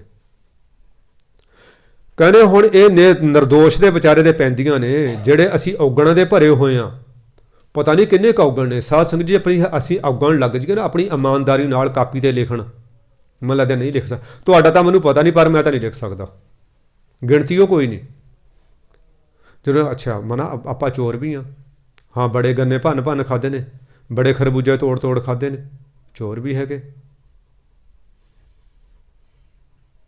ਹਰਾਮਖੋਰ ਵੀ ਹੈਗੇ, ਆਲਸੀ ਵੀ ਹੈਗੇ, ਕਰੋਧੀ ਵੀ ਹੈਗੇ, ਪਤਾ ਨਹੀਂ ਕਿੰਨੇ ਕਿੰਨੇ ਔਗਣ। ਇਹ ਤਾਂ ਦਾਤਿਆ ਤੇਰਾ ਸ਼ੁਕਰ ਹੈ ਪਰਦੇ ਢਕੇ ਹੋਏ ਨੇ, ਤੇਰੀ ਕਿੰਨੀ ਕਿਰਪਾ ਮਹਾਰਾਜ। ਤੇਰੀ ਕਚਹਿਰੀ 'ਚ ਜੇ ਗਿਣਨ ਲੱਗ ਜਾਈਏ ਔਗਣ ਨਹੀਂ ਗਿਣੇ ਜਾਣੇ। ਕਹਿੰਦੇ ਹੁਣ ਸਾਡਾ ਦੋਸ਼ਾਂ ਦਾ ਕੀ ਹਾਲ ਹੋਊਗਾ? ਜਿਹੜੇ ਅਸੀਂ ਦੋਸ਼ੀ ਲੋਕ ਹਾਂ, ਸਾਡਾ ਕੀ ਹਾਲ ਹੋਊਗਾ? ਨਿਰਦੋਸ਼ ਦੇ ਵਿਚਾਰੇ ਦੇ ਹਰੇਕ ਘੰਟੇ ਬਾਅਦ ਉਹ ਭਾਈ ਉਹਨੇ ਪਤਾ ਨਹੀਂ ਖਿੱਚ ਖਿੱਚ ਕੇ ਮਾਰਦਾ ਥੋੜੇ, ਉਹ ਬਿਲਕਦਾ ਵਿਚਾਰਾ, ਟਣ ਟਣ ਦੀ ਆਵਾਜ਼ ਦੂਰ ਤਾਂ ਮੀਲਾਂ ਤੱਕ ਸੁਣਦੀ ਆ ਉਹਦੇ ਰੋਣ ਦੀ ਆਵਾਜ਼ ਘੜਿਆਲ ਦੀ। ਅਗਲੇ ਸ਼ਲੋਕ ਦੇ ਵਿੱਚ ਫਿਰ ਇਹਦਾ ਜਵਾਬ ਦਿੱਤਾ ਹੈ, ਘੜੀਏ ਘੜੀਏ ਮਾਰ ਗਿਆ, ਪਹਿਰਿੰਗ ਲਹਿ ਸਜਾਏ। ਪਹਿਰਿੰਗ ਰਾਰੇ ਨੂੰ ਬਿੰਦੀ ਨਾਲ, ਬਿਹਾਰੀ ਨਾਲ ਬਿੰਦੀ, ਸਜਾਏ ਸਜਾ, ਸੋ ਹੇੜਾ ਘੜਿਆਲ ਜਿਉਂ ਦੁਖੀ ਰਹਿਣ ਵਿਹਾਏ। ਕਹਿੰਦੇ ਇਹ ਹਰੇਕ ਘੜੀ ਬਾਅਦ, ਭਾਵ 24 ਮਿੰਟਾਂ ਬਾਅਦ, ਕਿਉਂਕਿ ਇਹ ਜਿਹੜੀ ਹੁਣ ਘੰਟਿਆਂ ਵਾਲੀ ਪ੍ਰਣਾਲੀ ਆ ਤਾਂ ਅੰਗਰੇਜ਼ਾਂ ਦੇ ਆਉਣ 'ਤੇ ਆਈ ਆ ਨਾ, ਜਿਹੜਾ ਸਾਡਾ ਸਮਾਂ ਹੁੰਦਾ ਸੀ ਉਹ ਤਾਂ ਪਹਿਲਾਂ ਇਹ ਪਾਲ ਵਿਛੂਏ ਚਸੇ ਘੜੀਆਂ ਮਹੂਰਤ ਇਹ ਸਾਡੀ ਪ੍ਰਣਾਲੀ ਸੀ। ਪਹਿਲਾਂ ਸੈਕਿੰਡ ਨੂੰ ਵੀ ਕਈ ਹਿੱਸਿਆਂ 'ਚ ਵੰਡ ਕੇ ਸਾਡਾ ਤਾਂ ਇੰਨਾ ਜ਼ਿਆਦਾ ਬਰੀਕ ਹਿਸਾਬ ਕਿਤਾਬ ਸੀ, ਸੈਕਿੰਡ ਦੀ ਵੀ ਉਹਨੂੰ ਵੀ ਕਈ ਹਿੱਸਿਆਂ ਦੇ ਵਿੱਚ ਵੰਡ ਕੇ ਉਹ ਬਣਦਾ ਸੀ, ਜਿਵੇਂ ਅੱਖ ਦਾ ਫੋਰ ਹੈ। ਉਹ ਕਹਿੰਦੇ ਹਰੇਕ ਘੜੀ ਬਾਅਦ ਭਾਵ 24 ਮਿੰਟਾਂ ਬਾਅਦ ਉਹਨੂੰ ਵਿਚਾਰੇ ਨੂੰ ਕੁੱਟ ਪੈਂਦੀ ਹੈ। ਫਿਰ ਹਰੇਕ ਪਹਿਰ ਤੋਂ ਬਾਅਦ 3.5 ਘੰਟਿਆਂ ਦਾ ਪਹਿਰ ਹੁੰਦਾ, ਹਰੇਕ ਪਹਿਰ ਤੋਂ ਬਾਅਦ ਉਸ ਨੂੰ ਜਿਹੜੀ ਹੈ ਕੁੱਟ ਪੈਂਦੀ ਆ, ਸੱਟਾਂ ਮਾਰੀਆਂ ਜਾਂਦੀਆਂ ਨੇ, ਸੱਟਾਂ ਦੀ ਲਹਿ ਸਜ਼ਾਏ ਉਹਨੂੰ ਸਜ਼ਾ ਮਿਲਦੀ ਹੈ ਘੜਿਆਲ ਨੂੰ। ਪਰ ਜਿਹੜਾ ਇਹ ਸਰੀਰ ਹੈ ਹੇੜਾ ਸਰੀਰ ਨੂੰ ਕਹਿੰਦੇ ਨੇ, ਇਹ ਸਰੀਰ ਜਿਹੜਾ ਦੋਸ਼ਾਂ ਦਾ ਭਰਿਆ ਹੋਇਆ ਹੈ, ਇਹ ਤਾਂ ਵਿਚਾਰਾ ਦੁੱਖਾਂ ਦੇ ਵਿੱਚ ਹੀ ਰਾਤ ਲੰਘਾਉਂਦਾ, ਦੁੱਖਾਂ ਦੇ ਵਿੱਚ ਹੀ ਦੁਖੀ ਹੋ ਕੇ। ਕਦੇ ਆ ਭੂਤ ਦੀਂਦੇ ਨੇ ਸੁਪਨੇ 'ਚ, ਕਦੇ ਸ਼ੇਰ ਮਗਰ ਪੈ ਗਿਆ, ਕਦੇ ਭਾਈ ਨਾਲ ਜਠਾਣੀ ਦਰਾਣੀ ਨਾਲ ਲੜਾਈ ਹੋ ਰਹੀ ਆ, ਡੰਡਾ ਖੜਕ ਰਿਹਾ, ਜਿਹੜਾ ਹੈ ਝੇਟ ਮਝੀਟੀ ਹੋ ਰਿਹਾ। ਮਹਾਰਾਜ ਕਹਿੰਦੇ ਮਨਮੁੱਖਾਂ ਦੀ ਜਿਹੜੀ ਰਾਤ ਹੈ ਨਾ, ਉਹ ਕਹਿੰਦੇ ਸੁਪਨੇ ਵੀ ਸੁੱਖ ਨਹੀਂ ਮਿਲਦਾ ਉਹਨਾਂ ਨੂੰ। ਦੁੱਖ ਇਹ ਜਿਹੜੀ ਜੀਵਨ ਰੂਪੀ ਰਾਤ ਹੈ ਦੁੱਖਾਂ 'ਚ ਹੀ ਲੰਘਦੀ ਹੈ। ਸਾਧ ਸੰਗਤ ਜੀ ਸੱਚੀ ਕਈਆਂ ਦਾ ਤਾਂ ਮੈਂ ਇਹ ਦੇਖਿਆ ਰਾਤ, ਜੀਵਨ ਰੂਪੀ ਰਾਤ, ਕਦੀ ਸੁੱਖ ਉਹਨਾਂ ਨੇ ਦੇਖਿਆ ਹੀ ਨਹੀਂ ਹੁੰਦਾ, ਕਦੀ ਨਹੀਂ ਦੁੱਖ ਲੱਗਦਾ ਵੀ ਸੁੱਖ ਤਾਂ ਬਹੁਤ ਘੱਟ ਹੁੰਦਾ ਜ਼ਿੰਦਗੀ 'ਚ, ਲੈ ਕੇ ਬਚਪਨ ਤੋਂ ਬੁਢਾਪੇ ਤੱਕ। ਆਹ ਥੋੜ੍ਹੇ ਦਿਨ ਹੋ ਗਏ ਸਾਡੇ ਨਾ ਗੇਟ ਮੂਹਰੇ ਉਹ ਪਹਿਲਾਂ ਕੁੱਤੀ ਸੂਈ ਸੀ ਕਿਤੇ, ਉਹਦਾ ਕਤੂਰਾ ਜਿਹਾ ਸੀ, ਪਹਿਲਾਂ ਤਾਂ ਉਹਦੇ ਵਿਚਾਰੇ ਦੇ ਪੇਟ 'ਚ ਕੀੜੇ ਪੈ ਗਏ, ਉਹ ਸਾਰੀ ਰਾਤ ਚਿਆਂ ਕਰਦਾ। ਅੱਜ ਜਦੋਂ ਲੋਕਡਾਊਨ ਹੋਇਆ, ਉਹ ਚਲੋ ਜਿਹੜੇ ਆਉਂਦੇ ਮਾਰਕੀਟ ਵਾਲੇ ਕਿਸੇ ਨੇ ਉਹਨਾਂ ਨੂੰ ਫੋਨ ਕਰਤਾ, ਉਹ ਠੀਕ ਠੂਕ ਕਰਕੇ ਵਿਚਾਰਾ ਲੱਗ ਗਿਆ ਟਹਿਲਣ। ਇੱਕ ਕੁੱਤਾ, ਇੱਕ ਤਾਂ ਜੂਨ ਕੁੱਤੇ ਦੀ, ਇੱਕ ਅਵਸਥਾ ਬਚਪਨ ਦੀ, ਇੱਕ ਬਿਮਾਰੀ ਉਹਨੂੰ ਐਸੀ ਲੱਗ ਗਈ ਪਿਛਲੀਆਂ ਲੱਤਾਂ ਤੋਂ ਉਹ ਨਾ ਖੜ ਗਿਆ, ਜਕੜ ਗਿਆ, ਜਿਵੇਂ ਅਧਰੰਗ ਹੋ ਜਾਂਦਾ ਆਪਾਂ ਨੂੰ। ਉਹ ਮੇਰੇ ਪ੍ਰੀਤਮਾ, ਉਹਨੇ ਚੀਕਾਂ ਮਾਰੀਆਂ ਨੇ, ਸਾਰੀ ਰਾਤ ਰੋਂਦਾ ਸੀ। ਉਹ ਬਿਮਾਰੀ ਜਦੋਂ ਅੱਗੇ ਜਾਂਦੀ ਗਈ ਨਾ, ਫਿਰ ਉਹਦਾ ਗਲਾ ਫੜ ਲਿਆ।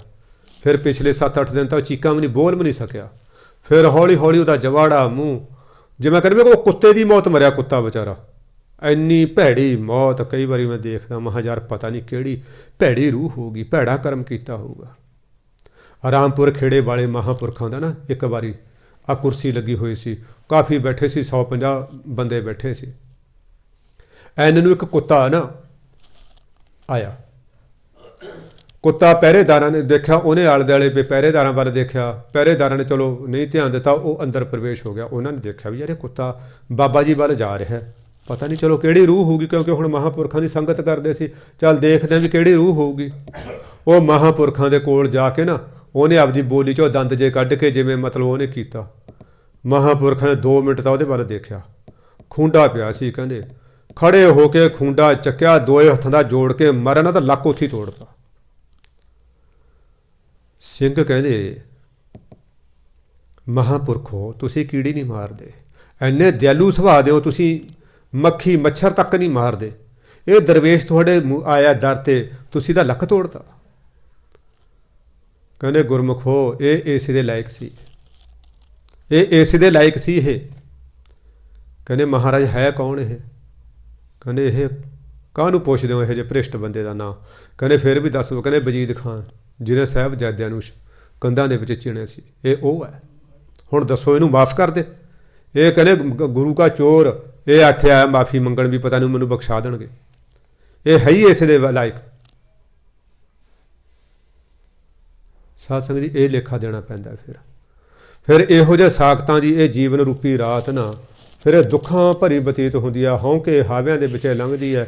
ਮੈਂ ਦੇਖਿਆ ਪਹਿਲਾਂ ਮਾਂ ਬਾਪ ਠੀਕ ਨਹੀਂ ਹੁੰਦੇ, ਫਿਰ ਵਿਆਹੀਆਂ ਜਾਂਦੀਆਂ ਕੁੜੀਆਂ ਵਿਚਾਰੀਆਂ, ਫਿਰ ਕਈ ਵਾਰੀ ਪਤੀ ਨਹੀਂ ਠੀਕ ਹੁੰਦਾ, ਫਿਰ ਜੇ ਪਤੀ ਨਾਲ ਵਿਚਾਰੀਆਂ ਲੰਘਾਉਂਦੀਆਂ ਨੇ, ਫਿਰ ਅੱਗੇ ਔਲਾਦ ਫਿਰ ਗੁੱਤ ਖਿੱਚਣ ਵਾਲੀ ਆ ਜਾਂਦੀ ਹੈ ਨਾ, ਫਿਰ ਕੁਛ ਬੁਢਾਪਾ ਆ ਜਾਂਦਾ, ਕੁਛ ਬਿਮਾਰੀ ਐਸੀ ਆ ਜਾਂਦੀ ਹੈ, ਪਤਾ ਨਹੀਂ ਸੱਚੀ ਕਈਆਂ ਦਾ ਤਾਂ ਨਾ ਮੱਲਾ ਦੇ ਅੱਖਾਂ 'ਚੋਂ ਕਦੇ ਹੰਝੂ ਸੁੱਕਦੇ ਨਹੀਂ ਹੈਗੇ, ਕਿਉਂਕਿ ਪਤਾ ਨਹੀਂ ਕਿਹੜੇ ਪਿੱਛੇ ਪਾਪ ਕਰਮ ਹੋਏ ਨੇ। ਚਲੋ ਪਿਛਲਿਆਂ ਦਾ ਤਾਂ ਆਪਾਂ ਨੂੰ ਹੁਣ ਸੋਝੀ ਨਹੀਂ ਹੈ, ਹੁਣ ਘੱਟੋ ਘੱਟ ਮਹਾਰਾਜ ਕਿਰਪਾ ਕਰਨ ਸਾਡਾ ਹੁਣ ਅਸੀਂ ਅੱਗਾ ਸੰਵਾਰ ਲਈਏ ਇਸ ਨੂੰ। ਅੱਗੇ ਬਾਬਾ ਜੀ ਫਰਮਾਉਂਦੇ ਨੇ, ਬੁੱਢਾ ਹੋਆ ਸ਼ੇਖ ਫਰੀਦ ਕੰਬਣ ਲੱਗੀ ਦੇ, ਜੇ 100 ਵਰਿਆਂ ਜੀਵਣਾ, ਵਰਿਆਂ ਇਹਨੂੰ ਵਰਿਆ ਨਹੀਂ ਪੜਨਾ, ਵਰਿਆਂ ਆੜੇ ਨੂੰ ਕਰਨਾ ਪੈਂਦੀ, जे 100 वरियां जीवना भी धन होसी खे। कहने शेख फरीद बुढ़ा हो गया हुण। ਜਦੋਂ ਸਾਧ ਸੰਗਤ ਜੀ ਬੁੱਢਾ ਹੁੰਦਾ ਨਾ ਬੰਦਾ, ਸਾਡੇ ਬ੍ਰੇਨ ਦੇ ਵਿੱਚ ਕੁਛ ਗਲੈਂਡ ਜਿਹੇ ਹੁੰਦੇ ਨੇ ਜਿਹਨੂੰ ਗ੍ਰੰਥੀ ਕਹਿੰਦੇ ਆਪਾਂ ਪੰਜਾਬੀ, ਗ੍ਰੰਥੀਆਂ ਹੁੰਦੀਆਂ ਨੇ ਜਿਹੜੀਆਂ ਇਹ ਰਸ ਛੱਡਦੀਆਂ ਨੇ, ਆਪਾਂ ਨੂੰ ਆਪਣਾ ਬੈਲੈਂਸ ਬਣਦਾ। ਉਹ ਜਿਹੜਾ ਰਸ ਨਾ ਉਹ ਵੱਧ ਘੱਟ ਛੱਡਦੀਆਂ ਨੇ, ਫਿਰ ਉਹ ਇੰਬੈਲੈਂਸ ਹੋ ਜਾਂਦਾ ਸਾਰਾ ਕੰਮ, ਪੈਰ ਥਿੜਕਣ ਲੱਗ ਜਾਂਦੇ ਨੇ। ਫਿਰ ਇਸ ਕਰਕੇ ਨਾ ਕਈ ਵਾਰੀ ਸਾਡੀਆਂ ਭੈਣਾਂ ਗੀਤ ਗਾਉਂਦੀਆਂ ਨੇ, ਜਦੋਂ ਜਵਾਨੀ ਜ਼ੋਰ ਸੀ ਵੇ ਜ਼ਾਲਮਾ, ਬੰਜਲੀ ਵਰਗਾ ਬੋਲ ਸੀ ਵੇ ਜ਼ਾਲਮਾ, ਸੱਪ ਵਰਗੀ ਤੋਰ ਸੀ ਬਾਲਮਾ। ਹੁਣ ਸੱਪ ਵਰਗੀ ਤੋਰ ਨਹੀਂ ਰਹੀ ਕਿਉਂਕਿ ਗਲੈਂਡ ਉਹ ਸੁੱਕ ਗਏ। ਫਿਰ ਬੰਦਾ ਨਾ ਸੋਟੀ ਦਾ ਸਹਾਰਾ ਲੈਂਦਾ, ਕੰਧ ਦਾ ਸਹਾਰਾ ਲੈਂਦਾ, ਤੁਰਦਾ। ਹੁਣ ਸਰੀਰ ਕਹਿੰਦੇ ਕੰਬਣ ਲੱਗ ਗਿਆ, ਕੰਬਣ ਲੱਗੀ ਦੇਹ, ਹੱਥ ਕੰਬਦੇ ਨੇ। ਕਈ ਬਜ਼ੁਰਗਾਂ ਨੂੰ ਦੇਖੋ ਉਹਨਾਂ ਦਾ ਸਿਰ ਹਿਲਦਾ, ਹੱਥ ਅੱਛਾ ਕੋਈ ਐਂ ਮਾਰਦਾ ਸਿਰ, ਹੱਥ ਕਈ ਵਾਰੀ ਗਲਾਸ ਪਾਣੀ ਦਾ ਡੁੱਲ ਜਾਂਦਾ ਵਿਚਾਰਿਆਂ ਦੇ ਹੱਥ 'ਚੋਂ, ਨੂੰਹਾਂ ਫਿਰ ਝਿੜਕਾਂ ਮਾਰਦੀਆਂ। ਹੁਣ ਬੁੱਢਾ ਹੋ ਗਿਆ, ਕਹਿੰਦੇ ਜੇ 100 ਵਰਿਆਂ ਜੀਵਣਾ, ਚਾਹੇ ਸਰੀਰ 40 ਸਾਲ ਦਾ ਹੋਵੇ, ਚਾਹੇ 50 ਦਾ ਹੋਵੇ, ਚਾਹੇ 100 ਦਾ ਹੋ ਜਾਏ, ਚਾਹੇ 150 ਦਾ ਹੋ ਜਾਏ। ਕਹਿੰਦੇ ਜੇ 100 ਵਰਿਆਂ ਦਾ ਵੀ ਜੀਵਨ ਹੋਵੇ ਨਾ, ਭੀ ਧਨ ਹੋਸੀ ਖੇ, ਅੰਤ ਨੂੰ ਇਹਨੇ ਮਿਟ ਗਿਓ ਹੋਣਾ। ਪਰ ਸਾਧ ਸੰਗਤ ਜੀ ਇਹ ਮਨੁੱਖ ਦੀ ਇੱਕ ਇਹ ਕਹਿ ਲਓ ਵੀ ਫਿਤਰਤ ਹੈ, ਉਹ ਮਰਨਾ ਨਹੀਂ ਚਾਹੁੰਦਾ। ਵੈਸੇ ਤਾਂ ਸੰਸਾਰ ਦੇ ਵਿੱਚ ਚਾਹੇ ਸੂਰ ਵੀ ਹੈ ਨਾ, ਉਹ ਵੀ ਨਹੀਂ ਮਰਨਾ ਚਾਹੁੰਦਾ। ਸੂਰ ਦੀ ਆਪਾਂ ਸਭ ਤੋਂ ਗੰਦੀ ਕਹਿੰਦੇ ਹਾਂ ਲਾਈਫ ਵੀ ਵਿਚਾਰਾ ਚਿੱਕੜ 'ਚ ਰਹਿੰਦਾ। ਕੋਈ ਰੋਗੀ ਵੀ ਹੋਵੇ ਨਾ, ਉਹਦੀ ਵੀ ਕੋਸ਼ਿਸ਼ ਹੁੰਦੀ ਹੈ ਵੀ ਮੈਂ ਕਿਸੇ ਤਰ੍ਹਾਂ ਠੀਕ ਹੋ ਜਾਵਾਂ। ਕੋਈ ਮਰਨਾ ਨਹੀਂ ਚਾਹੁੰਦਾ। ਬਾਣੀ ਤਾਂ ਫਿਰ ਸਤਿਗੁਰੂ ਨੇ ਲਿਖਿਆ, ਜੀਵਨ ਲੋਰੈਂ ਭਰਮ ਮੋਹ, ਨਾਨਕ ਤੇਊ ਗਵਾਰ। ਸ਼ਾਇਦ ਗੌੜੀ ਬਾਬਾ ਨਖਰੀ ਜਾ ਇਹੋ ਹੈ। ਹਰੇਕ ਕੋਈ ਜਿਉਣਾ ਚਾਹੁੰਦਾ, ਮਰਨਾ ਕੋਈ ਨਹੀਂ ਚਾਹੁੰਦਾ। ਕਹਿਣ ਨੂੰ ਤਾਂ ਆਪਾਂ ਸਾਰੇ ਕਹਿੰਦੇ ਹਾਂ ਕਿ ਜੀ ਮਰ ਜਾਣਾ ਇੱਕ ਦਿਨ, ਇੱਥੋਂ ਕੀ ਲੈ ਜਾਣਾ। ਪਰ ਪ੍ਰੋਬਲਮ ਇਹ ਆਉਂਦੀ ਹੈ ਕਿ ਵੀ ਆਪਾਂ ਸਿਰਫ ਜਵਾਨ ਨਾਲ ਕਹਿੰਦੇ ਹਾਂ। ਕਹਿੰਦੇ ਜੇ 100 ਵਰਿਆਂ ਦੀ ਵੀ ਜ਼ਿੰਦਗੀ ਹੋਵੇ ਨਾ, ਆਖਰ ਨੂੰ ਇਸ ਤਨ ਨੇ ਮਿੱਟੀਓ ਹੋਣਾ ਹੁੰਦਾ, ਭਾਵ ਇਹਨੇ ਬਿਨਸਣਾ ਹੀ ਹੁੰਦਾ ਇੱਕ ਦਿਨ। ਇਹ ਤਨ ਦੇ ਵਾਸਤੇ ਕੋਈ ਜ਼ਿਆਦਾ ਪਾਪ ਕਰਨ ਦੀ ਲੋੜ ਨਹੀਂ। ਇਹ ਤਨ ਵਾਸਤੇ ਕੋਈ ਰਿਸ਼ਵਤਾਂ ਲੈਣੀਆਂ, ਕੋਈ ਬੇਈਮਾਨੀਆਂ ਕਰਨੀਆਂ, ਕੋਈ ਪਲਾਟ ਦੱਬਣੇ, ਕੋਈ ਹੇਰਾ ਫੇਰੀਆਂ ਕਰਨ ਦੀ ਲੋੜ ਨਹੀਂ ਹੈ। ਅੱਗੇ ਬਾਬਾ ਜੀ ਕਹਿ ਰਹੇ ਨੇ, ਫਰੀਦਾ ਬਾਰ ਪਰਾਇਆ ਬੈਸਣਾ, ਸਾਈਂ ਮੁਝੈ ਨਾ ਦੇ, ਜੇ ਤੂੰ ਇਵੇਂ ਰੱਖ ਸੀ ਜਿਉ ਸਰੀਰੋਂ ਲੈ। ਬੜਾ ਅਣਖ ਭਰਿਆ ਸ਼ਲੋਕ ਹੈ। ਵਾਰ ਪਰਾਇਆ ਕਿਸੇ ਦੂਜੇ ਦੇ ਆਸਰੇ 'ਤੇ ਜਿਉਣਾ, ਕਿਸੇ ਦੂਸਰੇ ਦੇ ਬੂਹੇ 'ਤੇ ਜਿਉਣਾ। ਸਾਧ ਸੰਗਤ ਜੀ ਜ਼ਮਾਨਾ ਮਾੜਾ ਆ ਗਿਆ। ਕਈ ਵਾਰੀ ਬਜ਼ੁਰਗ ਹੁੰਦੇ ਨੇ, ਆਹ ਪਿੱਛੇ ਜੇ ਵੀ ਆਪਾਂ ਲੋਕਡਾਊਨ ਦੇ ਵਿੱਚ ਪੜ੍ਹਿਆ, ਪੋਤੀ SDM ਹੈ, ਪੁੱਤ ਬੜੀਆਂ ਉੱਥੇ ਅਫਸਰ ਨੇ, ਮਾਂ ਵਿਚਾਰੀ ਇੱਕ ਖਾਲੀ ਪਲਾਟ ਦੇ ਵਿੱਚ ਨਾ ਇੱਕ ਸਲੈਬ ਜੀ ਪਾਈ ਹੋਈ ਹੈ, ਜਿਵੇਂ ਕੁੱਤਿਆਂ ਦਾ ਹੁੰਦਾ ਮਤਲਬ ਘੋਰਨਾ ਜਾ, ਉਹਦੇ ਵਿੱਚ ਪੈ ਕੇ ਸੜ ਕੇ ਮਰ ਗਿਆ। ਸਿਰ 'ਚ ਕੀੜੇ ਪੈ ਗਏ ਵਿਚਾਰੀ ਦੇ। ਉਹ ਬੁਰਾ ਹਾਲ, ਬਹੁਤ ਜ਼ਿਆਦਾ ਇਹ ਹਾਲ ਹੋ ਗਿਆ। ਤਰਸੇ ਨਹੀਂ ਕੀਤਾ ਉਹਨਾਂ ਨੇ। ਪੋਤੇ ਵੀ ਅੱਗੇ ਅਫਸਰ ਲੱਗੇ ਹੋਏ ਨੇ, ਪੁੱਤ ਵੀ ਅਫਸਰ ਨੇ, ਧੀਆਂ ਵੀ ਅਫਸਰ ਨੇ, ਪਰ ਭਾਗਾਂ ਦੇ ਵਿੱਚ ਮੌਤ ਕਿੰਨੀ, ਜ਼ਿੰਦਗੀ ਰੋਲਣਾ ਲਿਖਿਆ ਸੀ। ਪਤਾ ਨਹੀਂ ਕੀ ਪਾਪ ਹੋਏ ਹੋਣਗੇ, ਤਾਂ ਰੱਬ ਜਾਣਦਾ। ਹੁਣ ਇਹ ਕਹਿ ਰਹੇ ਨੇ ਬਾਬਾ ਜੀ ਕਹਿੰਦੇ ਹੇ ਭਾਈ, ਹੇ ਅਕਾਲ ਪੁਰਖ ਵਾਹਿਗੁਰੂ, ਮੈਨੂੰ ਨਾ ਕਿਸੇ ਤੇ ਨਿਰਭਰ ਨਾ ਕਰੀ, ਮੈਨੂੰ ਕਿਸੇ ਤੋਂ ਕੋਈ ਮਦਦ ਨਾ ਮੰਗਣੀ ਪਵੇ, ਮੇਰੇ ਤੇ ਇਹ ਕਿਰਪਾ ਕਰ, ਰਹਿਮ ਕਰ, ਜਿੰਨੀ ਦੇਰ ਮੈਂ ਰਹਾਂ ਠੀਕ ਰਹਾਂ। ਹਾਂ, ਜੇ ਤੈਨੂੰ ਐਂ ਲੱਗਦਾ ਕਿ ਵੀ ਇਹਨੂੰ ਦੂਜੇ 'ਤੇ ਨਿਰਭਰ ਕਰਨਾ ਤਾਂ ਮੈਨੂੰ ਜਿਉਣ ਦੀ ਕੋਈ ਲੋੜ ਨਹੀਂ, ਤਾਂ ਜੀਓ ਸਰੀਰੋਂ ਲੈ, ਇਹ ਜਿੰਦ ਨੂੰ ਸਰੀਰ 'ਚੋਂ ਤੂੰ ਲੈ ਬੇਸ਼ੱਕ, ਮੈਨੂੰ ਇਹ ਲੋੜ ਨਹੀਂ ਹੈ ਇਹੋ ਜਿਹੇ ਜਿਉਣ ਦੀ। ਸਾਧ ਸੰਗਤ ਜੀ ਮੈਂ ਕਈ ਵਾਰੀ ਦੇਖਿਆ, ਧੀਆਂ ਭੈਣਾਂ ਦਾ ਕੋਈ ਡਿਸਪਿਊਟ ਹੋ ਜਾਂਦਾ ਸਹੁਰਿਆਂ ਨਾਲ, ਘਰੇ ਆ ਜਾਂਦੀਆਂ ਨੇ, ਪੇਕੇ ਘਰ ਆ ਜਾਂਦੀਆਂ ਨੇ, ਅੱਗੇ ਭਰਜਾਈਆਂ ਬਰਦਾਸ਼ਤ ਨਹੀਂ ਕਰਦੀਆਂ ਹੈਗੀਆਂ। ਜਿਹੜਾ ਮਾਂ ਬਾਪ ਦਾ ਘਰ ਸੀ ਉਹ ਪਰਾਇਆ ਬਾਰ ਹੋ ਗਿਆ। ਹੁਣ ਬੜੀਆਂ ਸੜੀਆਂ ਸੋਈਆਂ ਗੱਲਾਂ ਸੁਣਨੀਆਂ ਪੈਂਦੀਆਂ, ਪਤਾ ਨਹੀਂ ਕੀ ਉਹਨੂੰ ਵਿਚਾਰੀ ਨੂੰ ਸੁਣਨਾ ਪੈਂਦਾ। ਪਰਮਾਤਮਾ ਸਾਰਿਆਂ 'ਤੇ ਕਿਰਪਾ ਰੱਖੇ, ਕਿਸੇ ਨੂੰ ਬਾਰ ਪਰਾਏ 'ਤੇ ਨਾ ਬੈਠਣ ਦੇਵੇ। ਬੁਢਾਪਾ ਵੀ ਸਾਧ ਸੰਗਤ ਜੀ परमात्मा वैसे तो चलो अपनी तो मंग ये कर सकते हैं आप, बाकी तो असी अपने कर्म भोगने होंगे ने जो करे ने पिछे उन्हों के मुताबिक ना जो असी आने साढ़े मत्थे ते परालभ ते लिखी जाती है, तू फलानी तरीक नूं इन्ने वजे फलाने के घर जन्म लैना, तेरा बचपन फलाने फलाने के हत्थों च बीतेगा, तू फलाने स्कूल च विद्या प्राप्त करनी है, तू फलाने डिपार्टमेंट च नौकरी करनी है, जां कोई दुकानदारी करनी है, जां खेती पत्ती करनी है, फिर तेरा जड़ा है फलानी बीबी नाल जां फलाने भाई नाल तेरा ब्याह संजोग लिखे जाते हैं, फिर ਉਹਦੇ ਨਾਲ कोई दुखां सुखां की जिहड़ी हुंदी है आन प्रदान वो हुंदा वो हुंदा किसी तो आपां नूं दुख मिलता है, किसी तो सुख मिलता है, क्योंकि सब ये देने लैने के संजोग हुंदे ने सारे। फिर साध संगत जी उत्थे ये भी लिखा हुंदा परालब्ध दे विच, तू फलाने थां ते फलाने कारण तेरी मौत होनी है, बीमारी कारण मरेगा, जां तू ये मंजे ते पै के मरेगा, जां एक्सीडेंट च मरेगा, जां खुदकशी करेगा, जां तू अपना दुश्मना दे हत्थों मारिया जावेगा, वो सारा कुछ लिखा हुंदा। भोगण तां असीं ओह हुंदा, पर कई आपां ना जिहड़ा शोभे मंगदे हुंदे अशुभ नहीं मंगदे, कदी आपां शोभे मंगदे हैं। उही बाबा जी ने कहा भी फरीदा बाहर पराया बैसना, किसी दूसरे दे आसरे ते दूसरे दे दरवाजे ते महाराज मैनूं बैठण ना दे, क्योंकि साध संगत जी मंगना बहुत औखा हुंदा, किस तो मदद मंगनी बहुत औखी हुंदी है। आ देखो पता नहीं मेरे च हौमे ज़्यादा आ, लिफ्ट भी नहीं मंग सकते किसी तो। मैनूं याद आ उदों पंजाब बंद जिहदा हुंदा सी, 1 जनवरी का दिन सी, उदे पंजाब बंद सी, मैं भैन कोले चलिया गया हरियाणे च, वो ना अखबार पढ़िया क्योंकि छुट्टियां हुंदियां सी आम करके सर्दी दी छुट्टियां, वो मैं चलिया गया, मैं चल उतों जो मैं धुंध पै रही सी, तो मैं सवेरे सवेरे उतों प्रशादा पानी छकिया, महा भी भैन चलते हैं।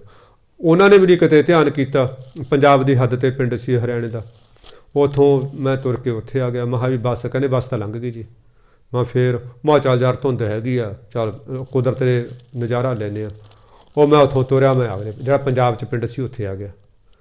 उत्थे मैं पूछा हाँ वीर जी बस, तो कहने भाऊ तुसां अखबार नहीं पढ़िया, वो मिलिया जो भाई मैनूं, महा क्यों, तो अज तो पंजाब बंद है, पंजाब बंद है, हाँ फिर महा रघबीर सिंह हुण किवें करेगा, महा खालसे तो फिर पिछे मुड़ना तो लिखी नहीं है, चल हुण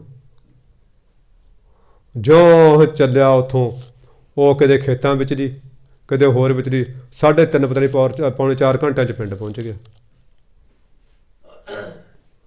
किसी तो ये नहीं कह सकिया, कोई मोटरसाइकिल वाले भी टप्पे, कोई ट्राली वाले भी टप्पे भी भरावा मैनूं उत्थे तक लिफ्ट दे दे, नहीं हिम्मत ही नहीं पई कहण दी। अच्छा एडा मैं कोई संत महात्मा नहीं सी भी कोई खड़ा के मैनूं सत्कार नाल कोई तेल चो के चढ़ाउंदा मैनूं बई हाँ भाई तू बैठ साडे गड्डी दे चरण पा, वो तो है नहीं सी। चल तुर के उतों पता नहीं 20 पता नहीं 25 किलोमीटर वध हो, हाँ 30 किलोमीटर तो खेतों लंघ के वहाँ ना आप किसी पिंड बड़े आराम नाल बट्टां तुरदे आके उत्थे पिंड पहुँच गए। भाव ये हरेक की आपो अपनी हुंदी है। अच्छा कई मिनट लाउंदे ने, आज सवेरे जेल कोले खड़ा भाई हथ दिता, मैं कित्थे जाना, कहने जी पुलिस लैण जाना, मैं यार एड्डी क दूर पिछे, मैं इन्नी क दूर पिछे यार, तू झोटे वर्गा नौजवान है, भाई इन्नी क दूर पिछे भुलिया मानस। ये आपो अपनी हुंदी है, सुभाव हुंदा। पता नहीं मैं तो कई बार सोचना भी रघबीर तेरे च हौमे इन्नी ज़्यादा है भी तू मंग नहीं सकता कुछ, गुआंढियों नूं हथौड़ी मंगनी पै जाए ना, सानूं सारे टब्बर नूं मौत पै जांदी है यार भी, है किहड़ा मंग के लियाऊगा हथौड़ी, नाले कोड़ा रखनी हुंदी है, वापसे कर देनी हुंदी है ना, आपो अपना सुभाव हुंदा है। चलो खैर बाबा फरीद जी ने यही दस्सिया भी किसी दे आसरे ते जिउण नालों घट जिंदगी जिउणी 100 गुणे चंगी है, 100 गुणे चंगी है। मंगना तां मरण दे बराबर हुंदा।